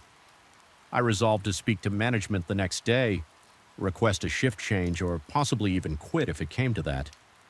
But that night wasn't done with me yet. As I headed back toward the main lobby, I swore I heard footsteps echoing behind me, heavy, deliberate steps that matched my pace exactly. My heart hammered and the hair on my arm stood on end. I spun around, expecting to see someone or something towering over me, but the hallway was empty. My breath was ragged and I was bathed in cold sweat. The walls seemed to close in and the overhead lights flickered madly. I forced myself to keep walking each step, an exercise in sheer will. My mind was shouting at me to run when I finally burst out through the main doors onto the silent street. I let out a gasping sigh, my limbs trembling so badly I could hardly walk straight. The night air felt cold and surreal, but at least it was free from the oppressive aura inside the building. I got into my car with fumbling hands the entire drive home. I kept glancing in the rearview mirror, terrified that I might see that tall silhouette in the back seat. Fortunately, it never appeared. By the time I reached my apartment, I was drenched in sweat, and shaking my mind, replayed the elevator sequence over and over like a broken record. The following day, I spoke with management, explaining that I was experiencing severe anxiety and requesting a different schedule. They granted it, albeit with confusion, and I found myself working fewer hours after dark. Yet the knowledge that the building still existed, its darkened corridors and silent elevator shafts waiting for night to fall, weighed on me. Even in the daytime, I felt a prickling paranoia when I had to walk past the service elevator. Sometimes I swore I caught a glimpse of that corner looking darker than normal, like it was harboring something. I've come to realize that I may never truly know what I saw, whether it was a product of my own sleep-deprived mind or something that defies explanation. The experience remains etched into my memory with unnerving clarity. The silhouette's presence felt so real that I can still recall the static-like tension in the air whenever it appeared. Whenever I find myself alone in a quiet hallway, even outside of work, I have to steel my nerves against the creeping dread that I'm being observed by something just beyond the edge of vision. On my last day in that position, as I was clearing out my desk, I mustered the courage to take one final ride down the service elevator. I told myself I wanted closure. I pressed the call button and the doors slid open with their usual dull chime. I stepped inside, half expecting the light to flicker, half expecting that looming figure to greet me, but the elevator stayed well lit, humming softly, descending all the way to the lobby. Without incident, I couldn't decide if I was relieved or unnerved. A part of me almost felt that the presence was simply choosing not to show itself this time, leaving me to question whether the events really happened or if my psyche had conjured them under stress. I left the building feeling unsteady, a knot of tension lodged in my chest even now after moving on to a different job. The memory lingers, the nighttime hush of that building still haunts my thoughts. Sometimes I dream of it, an endless labyrinth of vacant floors and flickering lights with that towering shadow waiting for me in the corner of the elevator, watching quietly, refusing to let me forget. Even though I escaped it physically, the lingering doubt and fear have stayed with me. I suspect they always will. It's difficult to convey the power of an experience that defies reason. I've tried to tell myself that it was a waking nightmare, a trick of peripheral vision or an artifact of my exhausted brain. Yet there's a corner of my mind that insists what I saw was real, that no matter how many sunlit days pass, something in that building remains, something that emerges when the corridors fall silent and the clocks tick past midnight, something that doesn't register on security footage but stands just an inch away from your greatest dread, pulling the strings of your terror like a maestro of the unknown. I wish I could say it's all behind me, but the truth is that moment in the service elevator changed how I see deserted hallways, flickering lights, and yes, even my own reflection. I feel uneasy with the idea that we can't always trust the evidence of our eyes or the recording of a camera. Sometimes what we see and what we don't are two halves of a horrifying secret, and sometimes that secret is tall, silent, and waiting in the shadows for your moment of weakness. Even though no physical harm came to me, I can't help but feel that the scars left on my psyche might never fully heal. The building still stands and night still falls. And I know somewhere behind those vacant corridors and dark corners, the presence lingers unseen but never truly gone. I arrived at the family's rural property with a weariness that felt almost tangible. The long drive over winding roads had left my arms tense from gripping the steering wheel for hours, and I was in dire need of uninterrupted rest yet. From the moment I stepped onto the uneven wooden porch, something felt amiss. The wind was still the air, almost thick, and the sun, though bright, did not seem to warm my skin. I remember stepping into the house, dropping my bag by the door, and sensing a certain hollow. In the silence, it was as if the place exhaled stale air, greeting me with an uneasy calm. This was supposed to be a sanctuary, a refuge from the chaos of the city and the stress that had been gnawing at my mind. Instead, the atmosphere seemed to pulse with anticipation, like it was waiting for something I had no name for. I tried to dismiss my unease as mere exhaustion. My family's farmhouse, tucked away at the edge of a quiet stretch of land, had always been a bit isolated, and I told myself that isolation can sometimes feel eerie if you are alone after settling in. I wandered through the familiar rooms, noticing how age had worn the wooden floors and stained the curtains. The thick walls appeared to trap the light in strange ways, casting odd shadows that seemed to move as I passed. The smell of old timber, dusty shelves, and distant memories lingered in the corridors, a faint reminder of the generations before me who had called this place home. The bedroom assigned to me was small and sparsely furnished, just a narrow bed, an old chest of drawers, and a full-length mirror leaning in the corner. The mirror's wooden frame was intricately carved with swirling patterns. Probably hand-hung decades ago, it gave off a dark gloss as though it had been polished countless times, yet never lost its antique dullness. Something about that frame caught my attention immediately. Maybe it was the way the carvings seemed to converge at the top, forming a vaguely unsettling shape like a face without features. I chalked it up to my overactive imagination. My muscles ached, and all I wanted was to lie down, close my eyes, and drift into oblivion. That first night passed quietly enough, though I woke once or twice heart-thumping. For reasons I couldn't pinpoint, I recall a momentary sense of vertigo when I glanced at the corner where the mirror stood. It reflected moonlight in a distorted silhouette so faint, I wasn't sure if it was actually there or just a trick of my exhausted mind. The room felt colder than it should, prompting me to pull the covers up to my chin and try to breathe calmly. Eventually, I slipped back into a restless sleep, telling myself I was simply on edge from the change in environment. The second day was meant to be a chance to relax, so I spent most of the morning walking around the property. The field seemed serene, dotted with small clusters of wildflowers and overgrown grass that swayed in a breeze I could barely feel. Every so often I would hear the distant crack of a branch or a faint rustle among the shrubs. Each time I glanced around, I saw nothing out of place, yet a prickle of anxiety lingered at the back of my neck as I made my way back to the house. The sky began to darken with thick clouds and the air became strangely still again. That stillness weighed on me like a silent warning. After a simple dinner, I tried to keep my mind occupied by reading an old book I found on the shelf, but my attention kept drifting to the corridor beyond the living room. It was dimly lit by a single lamp, and the shadows seemed to stretch impossibly long, forming shapes that tugged at the corners of my vision. I thought I heard a soft shuffle of footsteps along the hallway, but reasoned it away. As the old house settling, I decided it was best to head to bed early, hoping a good night's sleep would banish the tension coiling in my chest. I slipped under the covers, letting the mattress creak beneath my weight.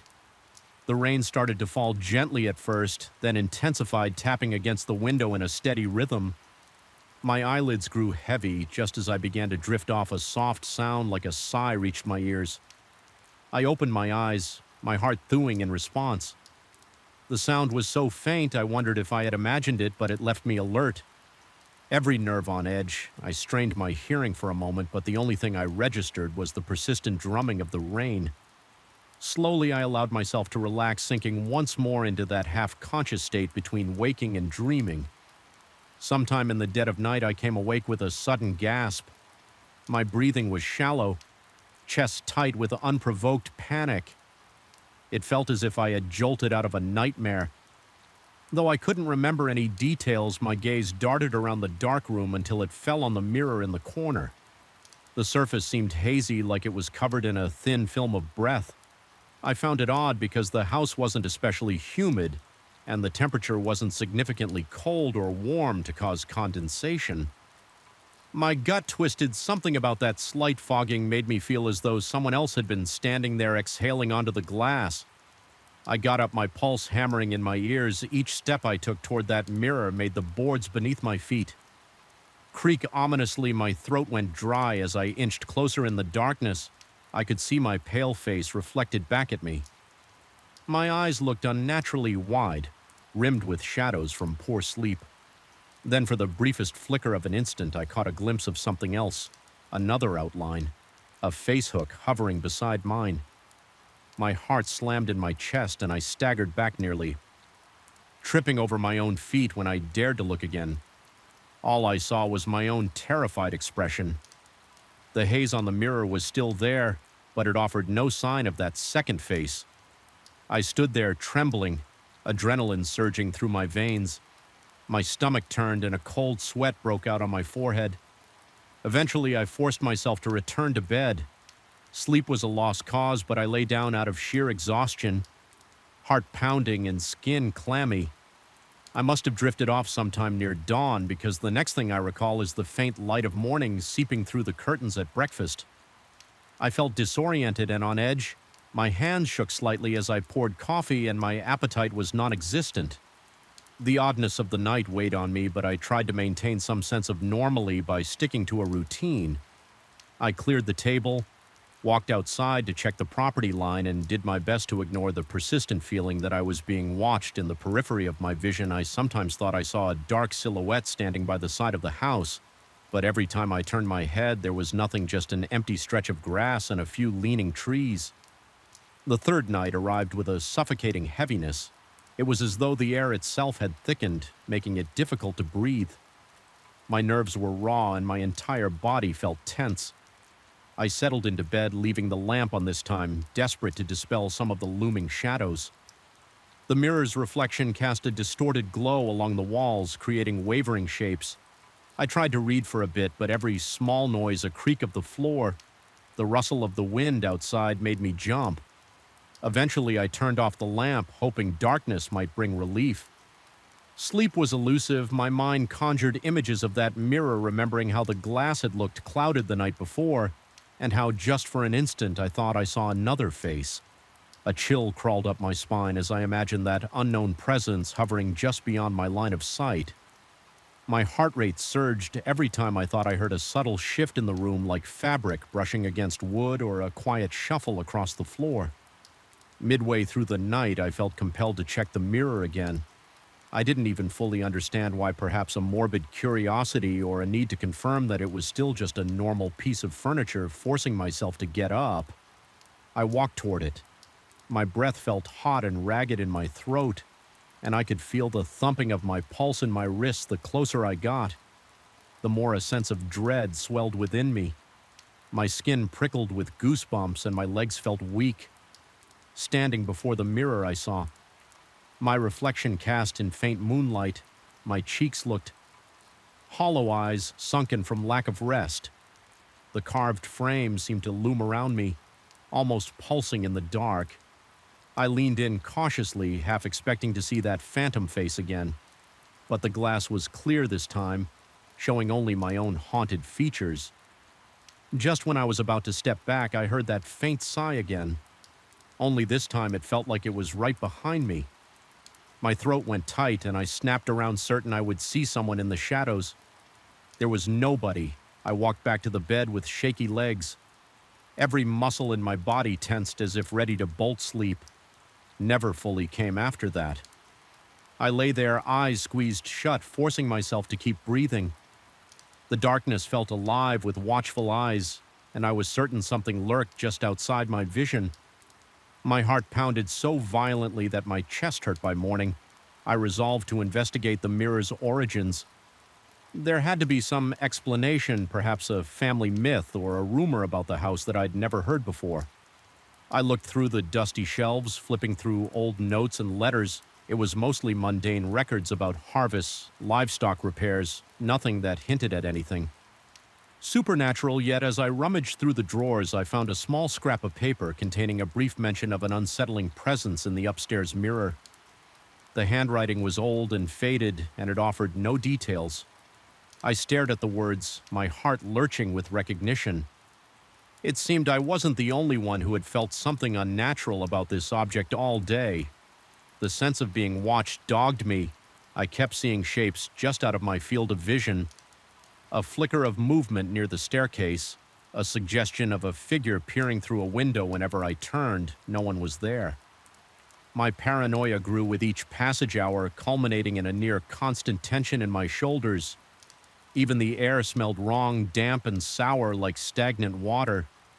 Night fell once more, and I dreaded returning to that room. My mouth felt as dry as if I had swallowed chalk, and my palms were slick with sweat.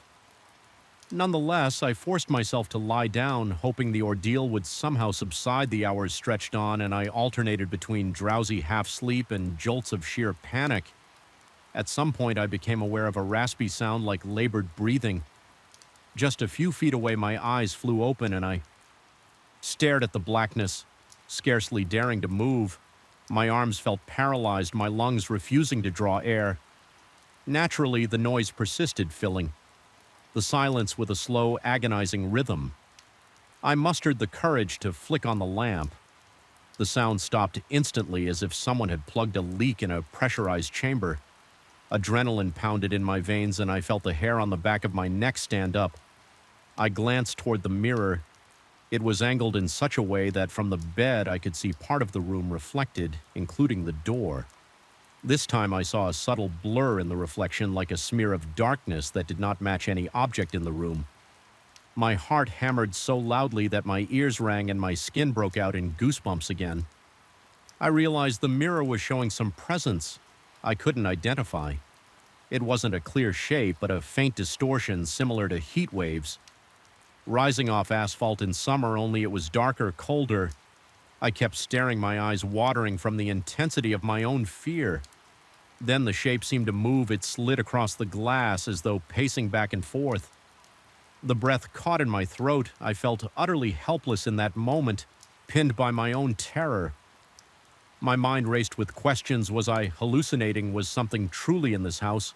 Or was the mirror itself cursed, desperate and terrified? I leapt from the bed and grabbed a blanket. Without looking directly at the mirror, I hurled the blanket over it. Covering that polished surface, my heart was pounding so forcefully it hurt, and I took several gulping breaths just to keep from fainting. The sense of dread in the room was overwhelming, but at least I could no longer see that shifting darkness in the reflection. I spent the remainder of the night huddled in a corner of the bed covers pulled up around me. My mind cycled through every possible explanation: sleep deprivation, stress, a failing mental state. But a deeper part of me was convinced that something truly horrifying had latched onto that mirror, or had always been there, lurking behind the veneer of its aged wood and cloudy glass. Morning could not come soon enough. The moment dawnlight infiltrated the thin curtains, I packed my things in a flurry, my hands shaking so badly I nearly dropped my belongings. The entire house felt alive with tension, as though it was watching me scramble. My heart wouldn't settle. Pounding furiously while I stuffed clothes into my bag, I wanted nothing more than to leave that place, to put as much distance between me and that mirror as humanly possible. I left the blanket draped over the mirror. I couldn't bring myself to look at it one last time. The thought of seeing that presence, or worse, seeing an actual face, made my chest tighten. As I closed the bedroom door behind me, I felt a subtle pressure in the air, almost like a hand pressed against my back. Ushering me out, my fear spiked again, but I forced myself to stay composed, reminding myself that if I panicked too much, I might never escape once. Outside, I could breathe a little more freely, though I noticed the sky was a dull gray, oppressive clouds looming overhead. I got into my car, started the engine, and didn't look back. My pulse thundered as I drove away, half expecting to glance in the rearview mirror and spot something sitting in the back seat. That entire drive felt surreal. My mind still struggling to reconcile the events of the past days with any kind of rational explanation. Even now, as I reflect on the experience, my pulse quickens. I can't quite convince myself it was all in my head when I think about that mirror and the face I almost saw. I feel a cold sweat break out on my skin sometimes in the dead of night. I jolt awake, convinced I hear that faint sigh drifting across the room, or see a haze forming on a reflective surface. In those moments, I remind myself that I left that haunted place behind, that I escaped whatever was lurking in that old mirror. But there's a part of me that can't help wondering if it followed me, slipping out through the corner of my eye, finding its way into my reflections. Wherever I go, the unease it left in my mind has become a constant companion, a lingering sense of dread that flares up whenever a dark corner or a polished window catches my gaze. Sometimes late at night, I catch myself holding my breath, listening for that quiet sigh, waiting for the next sign that I'm not alone. And every time I pass by a mirror, I catch myself pausing, fearing that if I look too closely, I might find something staring back that isn't me. A biting wind lashed the side of our car as if nature itself tried to warn us away from the road. That night, the headlights carved weak tunnels through the thick darkness, revealing little but swirls of dust and endless stretches of scraggly weeds. There was no moon to comfort us, only a mass of storm clouds closing in, swallowing the sky and leaving me with an unshakable sense that we were driving into something we should never witness. My hands felt clammy on the steering wheel. My heart pounded so violently that each beat seemed to echo within the silent interior. Even my friend, who usually possessed an unflappable excitement for roadside adventures, had grown unusually quiet. It was the kind of night when the world seemed hollow, and yet everything was charged with the promise of menace. I recall that we had set out earlier that day with bright intentions. We wanted a collection of off-the-beaten-path photographs, something to impress other enthusiasts who swore by tourist traps we'd planned meticulously, layering up memory cards and external batteries, convinced that our spontaneous route along old unmarked back roads would yield stunning shots of abandoned barns and rolling fields by the time the sun sank behind the hills, leaving the landscape dull gray. I already felt a sense of creeping unease. We were deep in the middle of nowhere with the next town pinned on a map that looked more theoretical than actual. My friend had said we'd find a small motel if we kept going north, so I reluctantly agreed to continue, but as we turned onto a pitted dirt road around 10 at night, a hollow feeling in the pit of my stomach told me we were making a mistake. The only light came from our high beams, feeble and flickering, illuminating twisted fences and occasional clumps of trees that leaned across the road like conspirators. The notion that we might see a house or another car seemed increasingly far-fetched. The place was eerily deserted. Then I saw him, a lone figure walking on the shoulder, no jacket, no visible bag arms hanging at his sides. At first, I nearly convinced myself I was hallucinating. No one would be out there in the freezing wind with darkness engulfing all directions. But there he was. I slowed down reflexively, uncertain if he needed help, and that was when he lifted one hand in a stiff motion, signaling for us to stop. His face, illuminated by our headlights, was painfully neutral. His eyes held no warmth or desperation, only a stillness that set my nerves ablaze. I could not explain why, but something in that gaze made me feel as if I were an intruder. My friend murmured that we should offer him a ride, but I found myself shaking my head. Every instinct told me to keep going. I gave the slightest nod of acknowledgement to the stranger, but pressed on the accelerator. I saw his expression remained unchanging through the side mirror, and the reflection of his eyes never wavered. Even as the car picked up speed, he stood there motionless. Staring after us for the next 30 minutes, the road seemed endless and suffocating. My friend asked repeatedly whether we had made the right choice, but I barely managed to answer. Instead, I felt my skin prickle with waves of cold sweat. The hair on the back of my neck stayed stiff, as if expecting an invisible hand to clamp down at any moment. When we finally reached a dimly lit gas station, relief washed over me in trembling currents. The sight of fluorescent lights, the distant hum of a soda machine, and the ordinary clutter of parked vehicles felt like a lifeline to sanity. I stepped out, legs shaky, noticing the battered sign listing outlandish gas prices. I filled the tank in silence in the background. My friend was telling me we should at least mention the man to the station attendant. I only nodded absent-mindedly, too unsettled to form coherent words. Inside, the station attendant seemed disinterested, responding with non-committal shrugs when my friend recounted that we'd seen a man on the roadside. He casually mentioned that drifters sometimes pass through, though not typically this late yet. There was something in the attendant's voice, an edge of forced calm that only magnified my apprehension. Perhaps he had encountered something similar before and was making every effort not to spook us further. When my friend asked if there was a more direct route ahead, the attendant simply suggested staying on the main gravel road for another hour.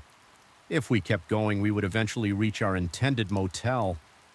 My pulse throbbed in my ears as we stepped back outside, uncertain but unwilling to linger in a gas station that felt haunted by unspoken stories. We pulled out onto the road again, hoping that 30 more miles of driving would pass uneventfully. My eyes strained against the darkness. The tension in my chest was almost unbearable. I kept checking the rearview mirror as if expecting to see that figure trailing behind us impossibly keeping pace.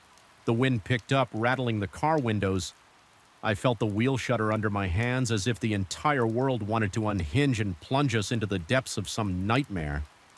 My friend remained quiet, occasionally pointing out a battered billboard or a turn-off sign, but neither of us truly believed we'd see anything normal again.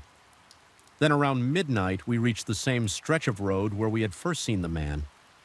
My heart hammered so violently I could feel my pulse throbbing at my temples.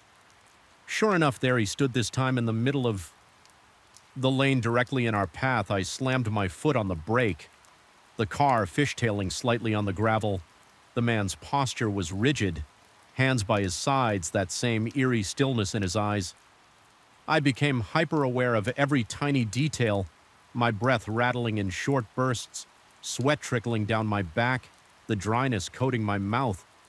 My friend whispered that we should roll down a window and ask him what he needed, but I refused, my voice trembling as I insisted we turn around. I made a sharp U-turn, tires kicking up a cloud of dust that spiraled around the man in the swirling haze. I thought I saw him smirk, though the taillights only highlighted his silhouette. Fear expanded in my chest, making it hard to breathe. I took an alternative route, longer, more potholes, less signage, anything to get away from that figure. A sense of panic pulsed through me with every mile I put between us and him. Still, I couldn't shake the feeling that he was following us not by normal means, but by something beyond my understanding. I felt eyes on me whenever we passed a grove of trees or a partially collapsed barn. Every shape along the roadside looked like a human outline, and every gust of wind sounded like a labored breath. My friend tried to calm me, pointing out that the man couldn't possibly move that fast. Even if he had a hidden vehicle, there was no road that led him to appear twice in those random spots without us seeing it. I nodded silently, but dread sank deeper into my bones. My hands were slick on the steering wheel and my arms ached from gripping it.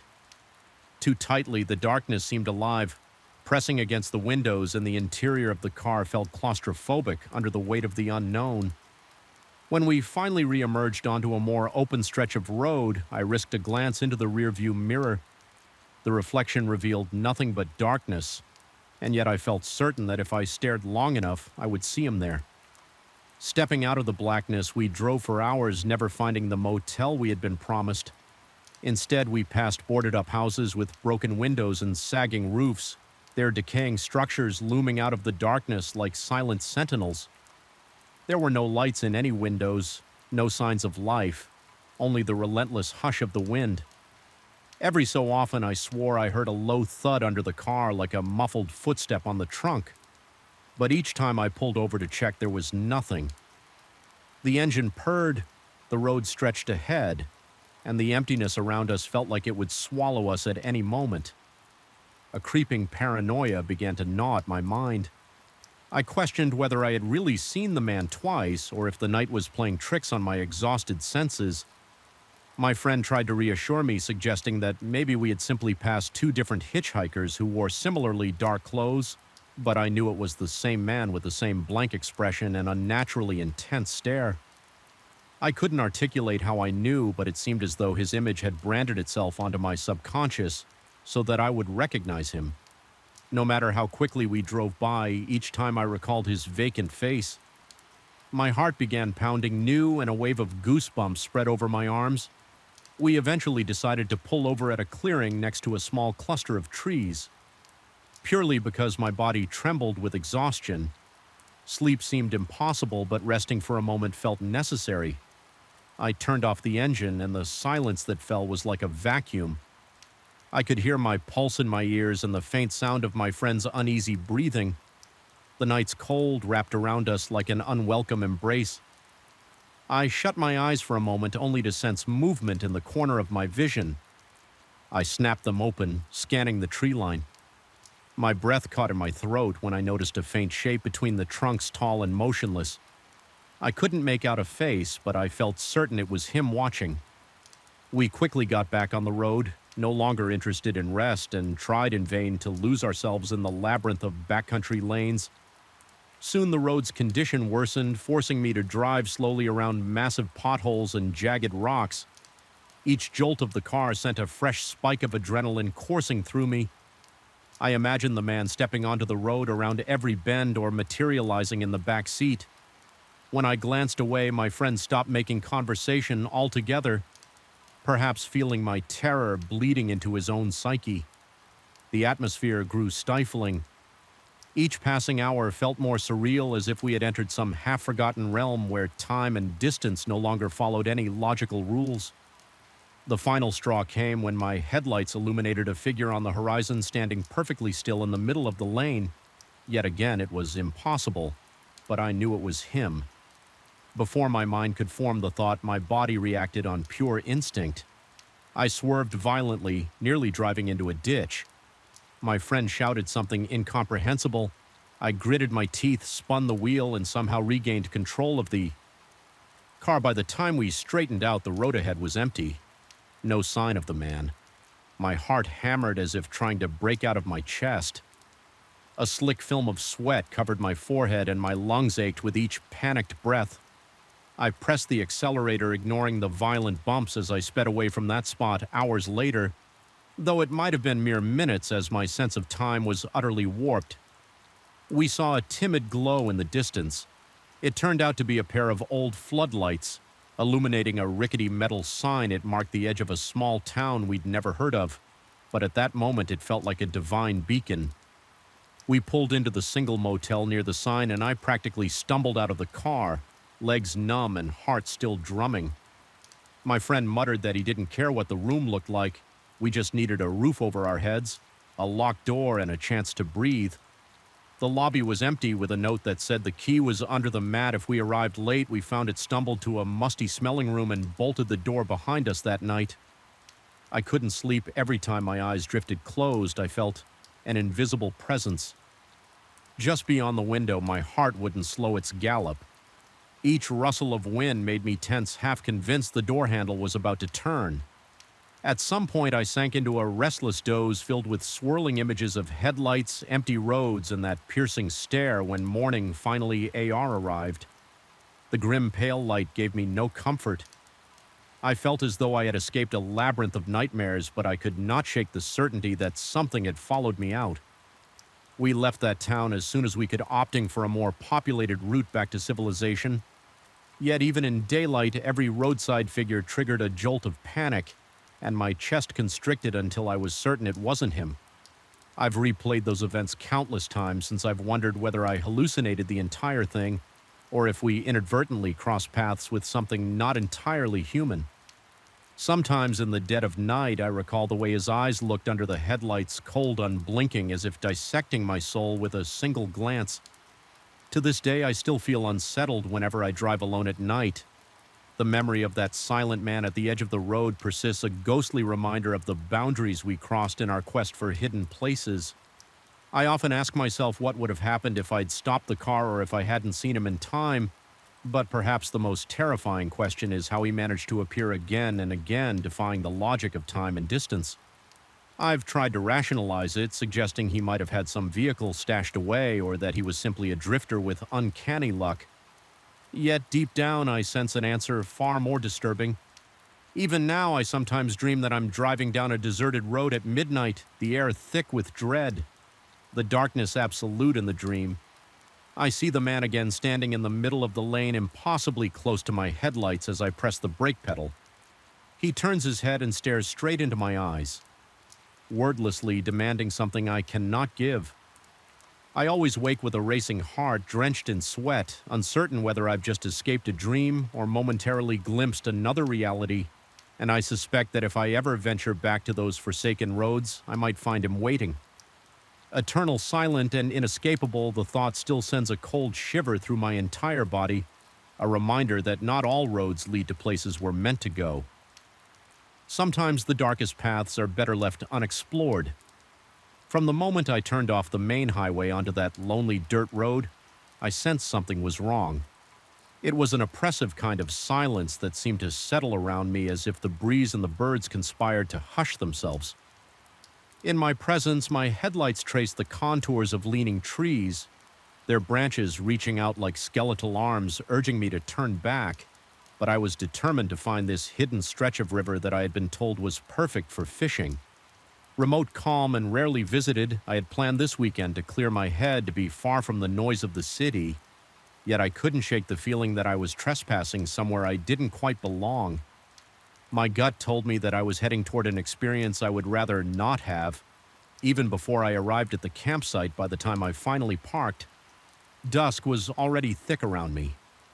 The orange glow on the horizon had receded into a faint purple haze, leaving the landscape coated in a veil of shadows standing by the trunk of my car. I realized just how isolated I was. There were no other vehicles, no signposts, no lights from distant cabins or houses. Only an endless expanse of trees and brush punctuated by the faint gurgle of flowing water somewhere beyond. I felt a momentary spike of unease, but I forced myself to ignore it. I told myself I was just being overly cautious, that this was precisely the solitude I had longed for. I trudged down a narrow trail leading to the riverbank gear clinking with each step, the dusty ground crunching underfoot. Eventually, I found the spot I had been told about, a gentle bend in the river where the current slowed enough to create a shallow pool. The water glistened under the last remnants of twilight, looking deceptively calm, perfect for casting a fishing line.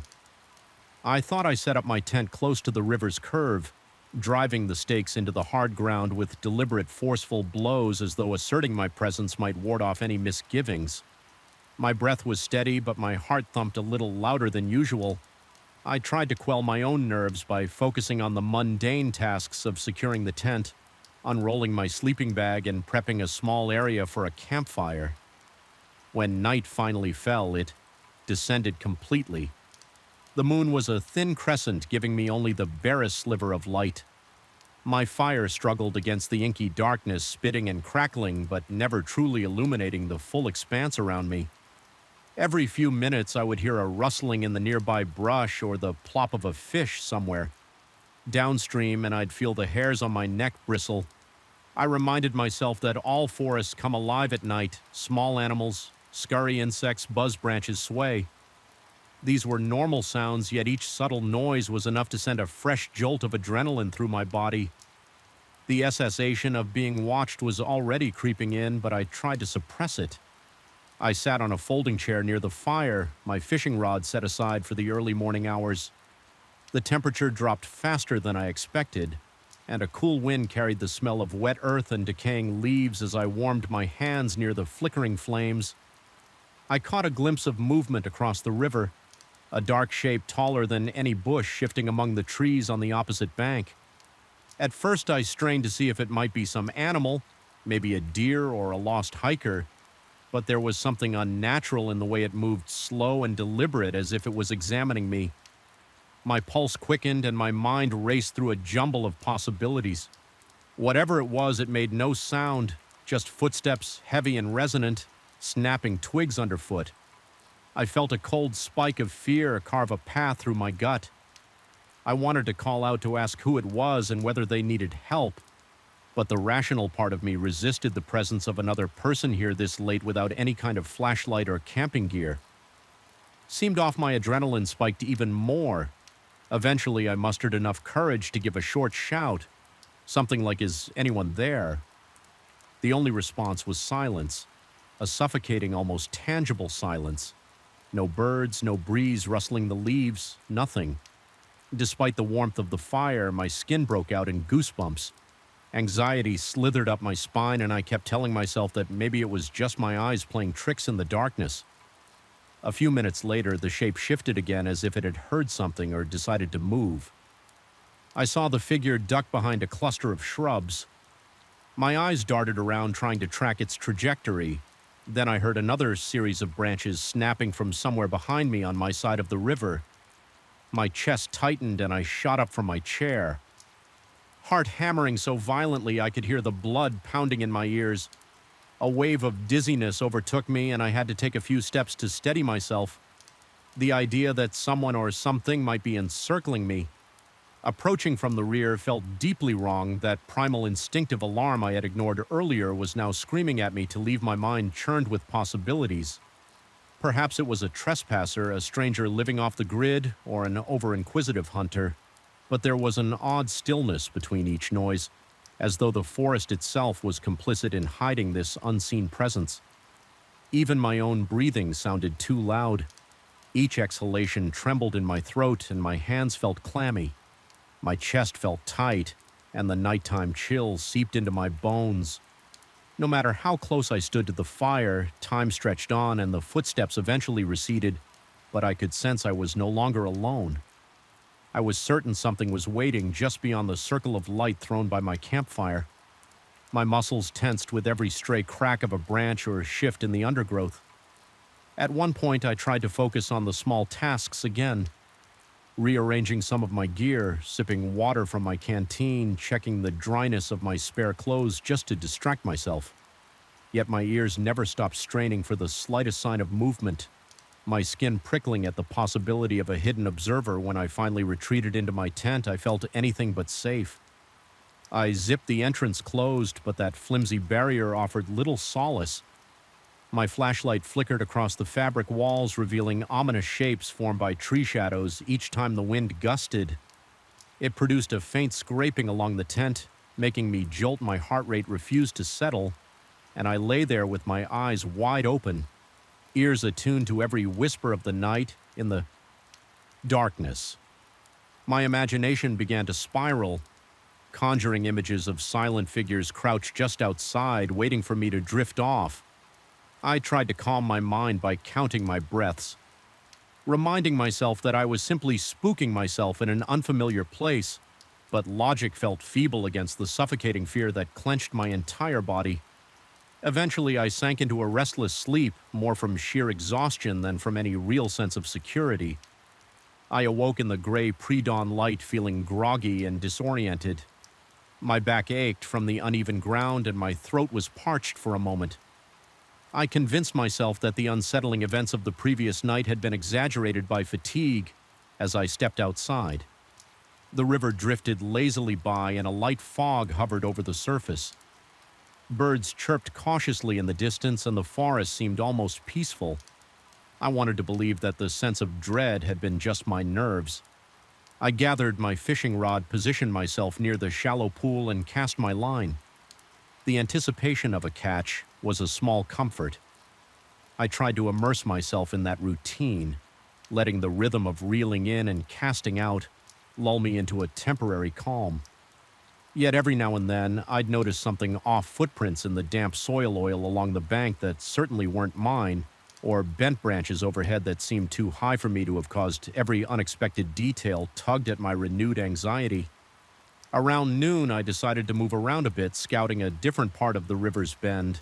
As I hiked through the patchy undergrowth, I found signs that someone had passed through: recently broken twigs, fresh imprints in the mud, even a tuft of fabric stuck on a branch. The color of the fabric was a dark, muddy shade, something that could easily blend into the shadows immediately. I felt that spike of unease return. There was no rational reason for anyone else to be out there without a visible campsite or vehicle nearby. By late afternoon, a bank of ominous clouds had rolled in, turning the sky a sickly gray. Thunder growled in the distance, the forest grew dim, shadows stretching across the ground like long fingers. My plan was to stay another night and continue fishing the next morning. But that creeping sense of being stalked had grown too powerful to dismiss. My every instinct told me to leave before nightfall trapped me again. The problem was that curiosity and stubbornness fought to keep me from running off. I almost wanted to prove to myself that I could endure a single night alone by the river without succumbing to irrational fear. After all, I had seen no direct threat, just unsettling signs and fleeting shadows. That second night, I tried to set up a larger fire, gathering extra wood in hopes it would burn longer and brighter. A gusty wind made the flames dance unpredictably, casting wild shapes across the trees. The shadows twisted and elongated in ways that looked almost animate. My pulse quickened each time a flicker of light suggested a silhouette lurking at the edge of the woods. Occasionally, I heard something: a footstep, a broken branch, or maybe just the wind, but it always seemed too measured, too intentional to be random. Forest noise, it was like the presence I'd felt the night before was still there. Watching me, assessing me, the night dragged on my stomach, churned with each minute that passed. My breathing felt labored, as if the air were heavier than usual, pressing down on my chest. At one point, I stood brandishing the largest stick I could find. Feeling foolish, but too scared to be embarrassed, I even tried to speak aloud, loud in a halting, quivering tone, insisting that whoever was out there show themselves or leave me alone. My voice sounded small and desperate, swallowed up by the surrounding darkness. In the moments after my outburst, the forest seemed to hold its breath. My heart pounded so loudly I was sure it could be heard for miles. Then faintly I caught a glimpse of movement through the trees to my left. It was a shape hunched, but tall. Swaying slightly, my eyes strained. But the darkness made it impossible to see features.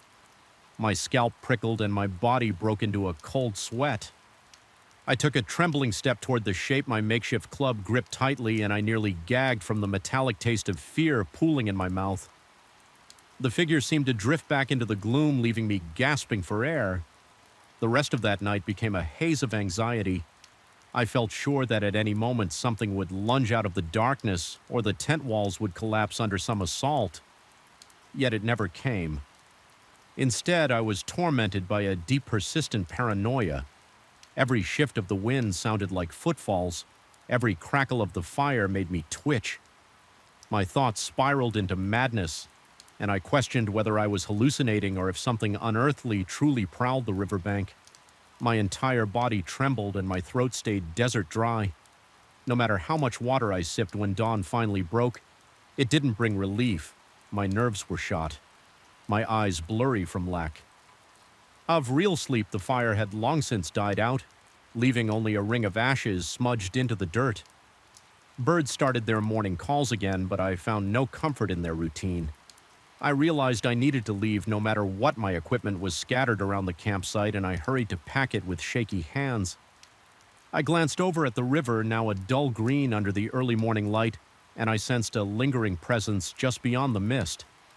It felt like the trees themselves were straining to watch me as I gathered my belongings during the frantic dismantling of my camp. I noticed something etched into the bark of a nearby tree, an odd symbol like interlocking spirals carved so deeply it exposed the pale wood beneath. I hadn't seen it before, and I had no clue who might have done it. An involuntary shudder coursed through me.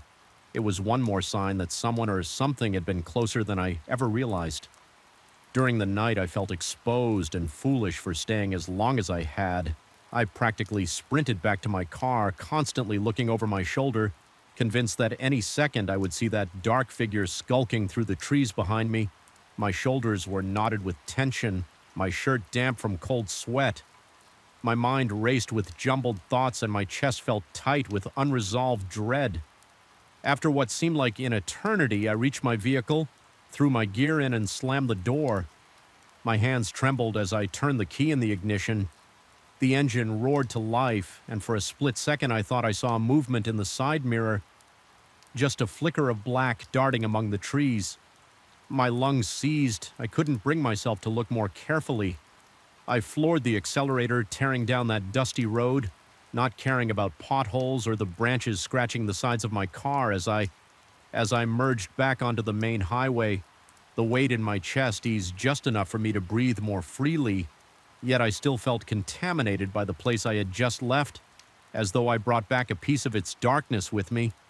I kept expecting to see some shape in my rearview mirror or notice footprints by my car door when I stopped for gas. The experience clung to me like a heavy fog refusing to dissipate. Even hours later, back in the familiarity of city streets, my mind couldn't let go of the notion that something had watched me out there and had followed me at least to the edge of the forest. I couldn't rationalize what I had seen or thought I had seen. My imagination might have filled in the gaps of a completely normal set of circumstances, or perhaps something truly strange resides in that isolated bend of the river, something that defies common explanation. Even now, whenever I close my eyes, I still hear the crunch of leaves, still see a tall, shifting shadow in the corner of my vision, and still feel that laden fear coursing through my bloodstream. No matter how many times I tell myself it was just paranoia, a part of me remains unconvinced. I'm left with the unsettling knowledge that there are places where nature is indifferent, where isolation warps the mind, and where something unnamed might be waiting to be encountered.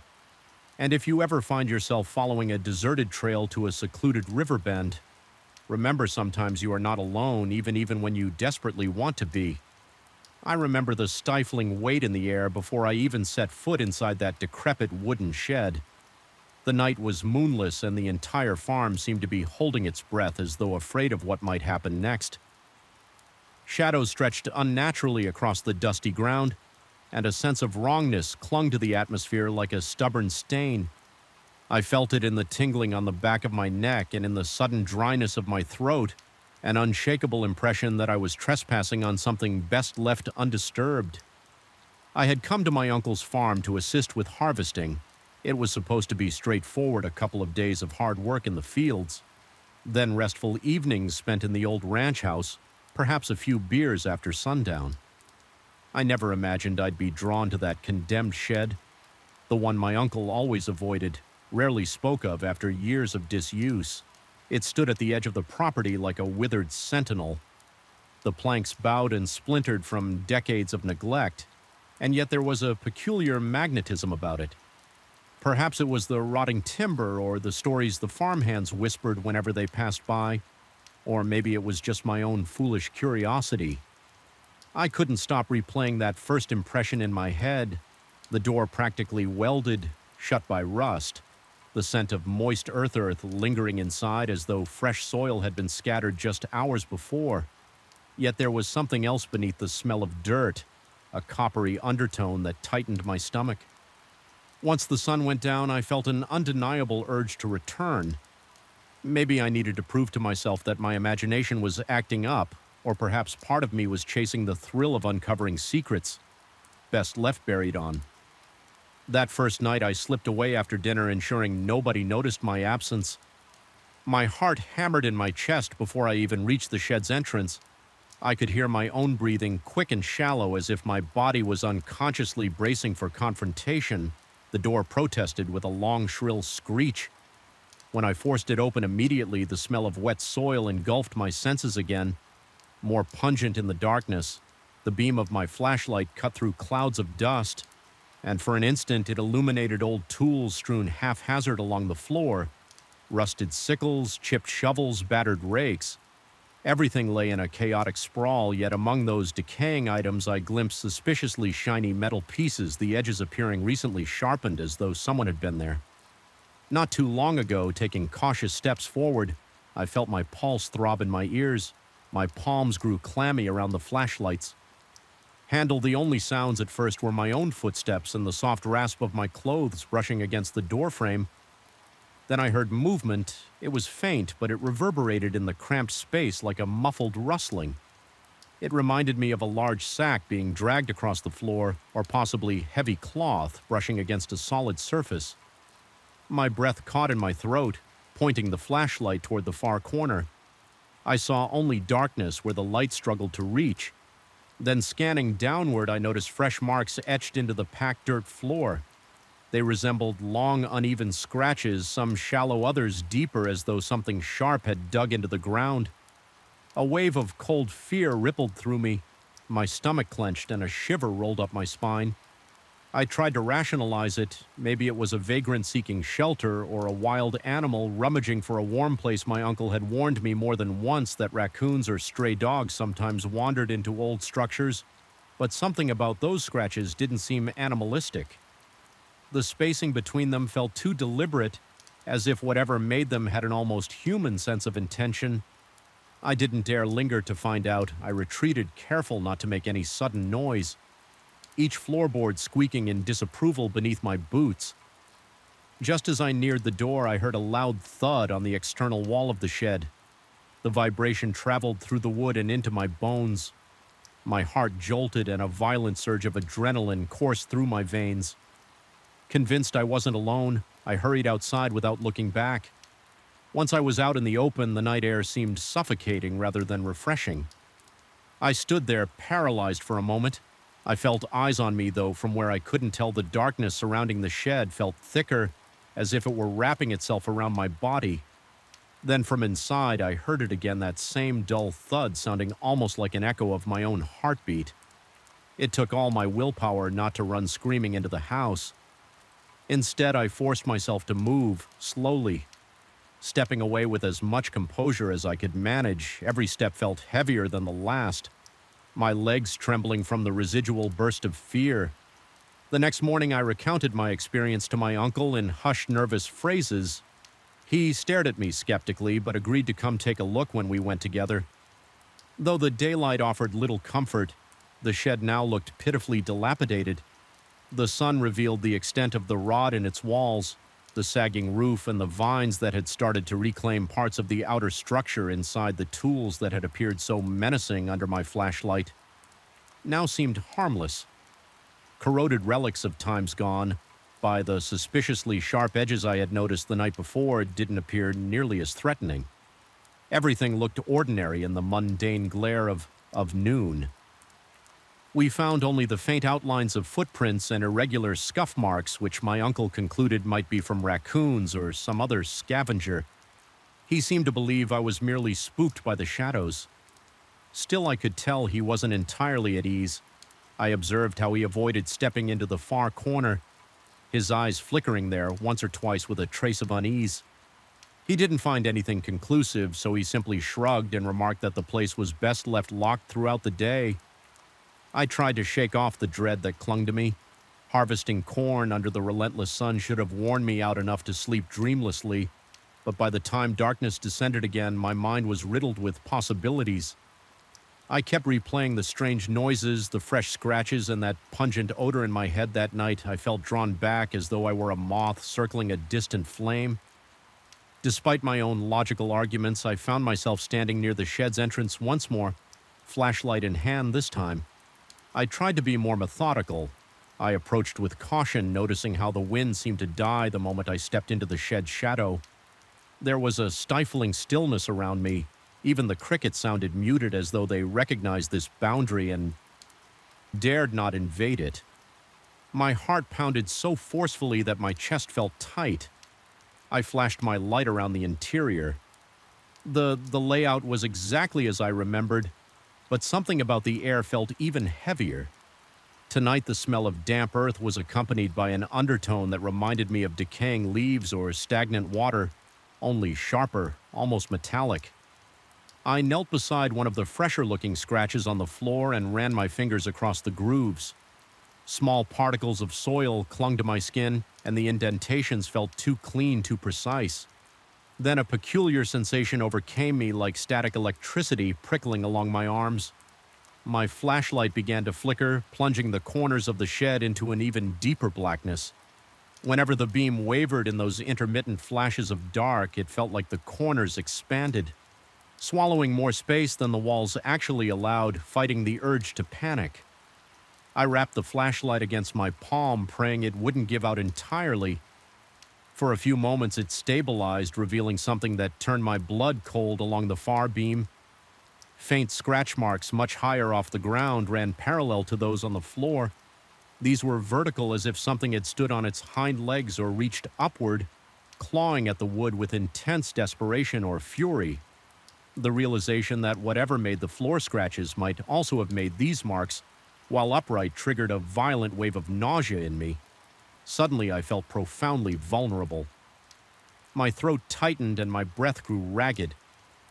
Anxiously, I swung the flashlight around to check if I was alone. That corner where I'd heard movement the night before remained dark, the air there seeming thicker, more oppressive. Each breath I took felt shallower, my lungs constricting as though rejecting the heavy odor. The boards beneath my feet groaned with every shift of my weight, adding an eerie soundtrack to my growing dread. Compelled by an impulse I couldn't fully explain, I forced myself to inch closer to that malignant corner. With every step, a subtle pressure formed at my temples like the onset of a headache. My ears began to ring and my heartbeat thundered, echoing in that ringing, until I couldn't distinguish external noise from the pounding in my skull. When I finally angled the flashlight to the darkest spot, my eyes struggled to focus. I saw sacks of something stacked behind an old wooden crate. At first I thought they were simply grain bags that had been left there ages ago. Then I noticed that at least one looked recently used. The burlap not nearly as torn or discolored as I would expect it was, as if someone had been rummaging through supplies in secret, but for what purpose I couldn't guess. Hovering there, gripping the flashlight so tightly my knuckles ached, I began to feel a presence close behind me. It was nothing I could see or hear, yet my instincts flared. The temperature felt as though it had plummeted by several degrees, and goosebumps erupted along my arms. The primal urge to turn around to confront whatever might be looming over me, wed with the paralyzing terror that insisted I keep my gaze forward. My muscles twitched with tension. Slowly I turned, shining the light in a wide arc across the shed. All I found was stillness. But the sensation of being watched did not subside. In that deafening silence, I became aware of an odd scraping noise. It was faint yet persistent, like claws or nails being dragged along the interior of the shed's outer walls. The direction seemed to change. First one side, then another. It circled me, raising every hair on my neck. My mouth went dry, my tongue turning thick and useless. A queasy feeling settled in the pit of my stomach. My rational mind insisted there had to be a logical explanation. Possibly rats or wind catching stray branches or an echo of the barn's old wooden frame. Contracting, but something about the pattern of those scratchy sounds was too purposeful, too relentless a memory of overhearing the farmhands suddenly flash through my mind. They had been talking about hearing inexplicable noises from the shed at night. Their hushed tones and fearful expressions came back to me. One of them mentioned that whenever he approached, everything went silent, as though the place itself was holding its breath. Another claimed to have caught sight of a silhouette moving behind the walls. But when he investigated, he discovered only cobwebs and dusty crates. I had dismissed it as gossip. Now I realized that something inhumanly aware might have taken residence. Within these walls, a wave of panic surged through me, and I knew I had to leave my chest constricted with each breath. The flashlight wobbling in my trembling grip as I backed away, the boards underfoot seemed to protest louder. Each creak magnifying my alarm. I tried to swallow, but my throat felt constricted and beads of cold sweat pulled along my hairline. My flashlight flickered again, plunging me into short staccato bursts of dark. In those momentary blackouts, it felt like the air pressed in closer, as if something intangible was trying to smother me. My pulse soared so high I could practically feel my heartbeat in my eyeballs. When I finally reached the threshold, I half expected something to grab me from behind. The sensation was so strong that I flinched.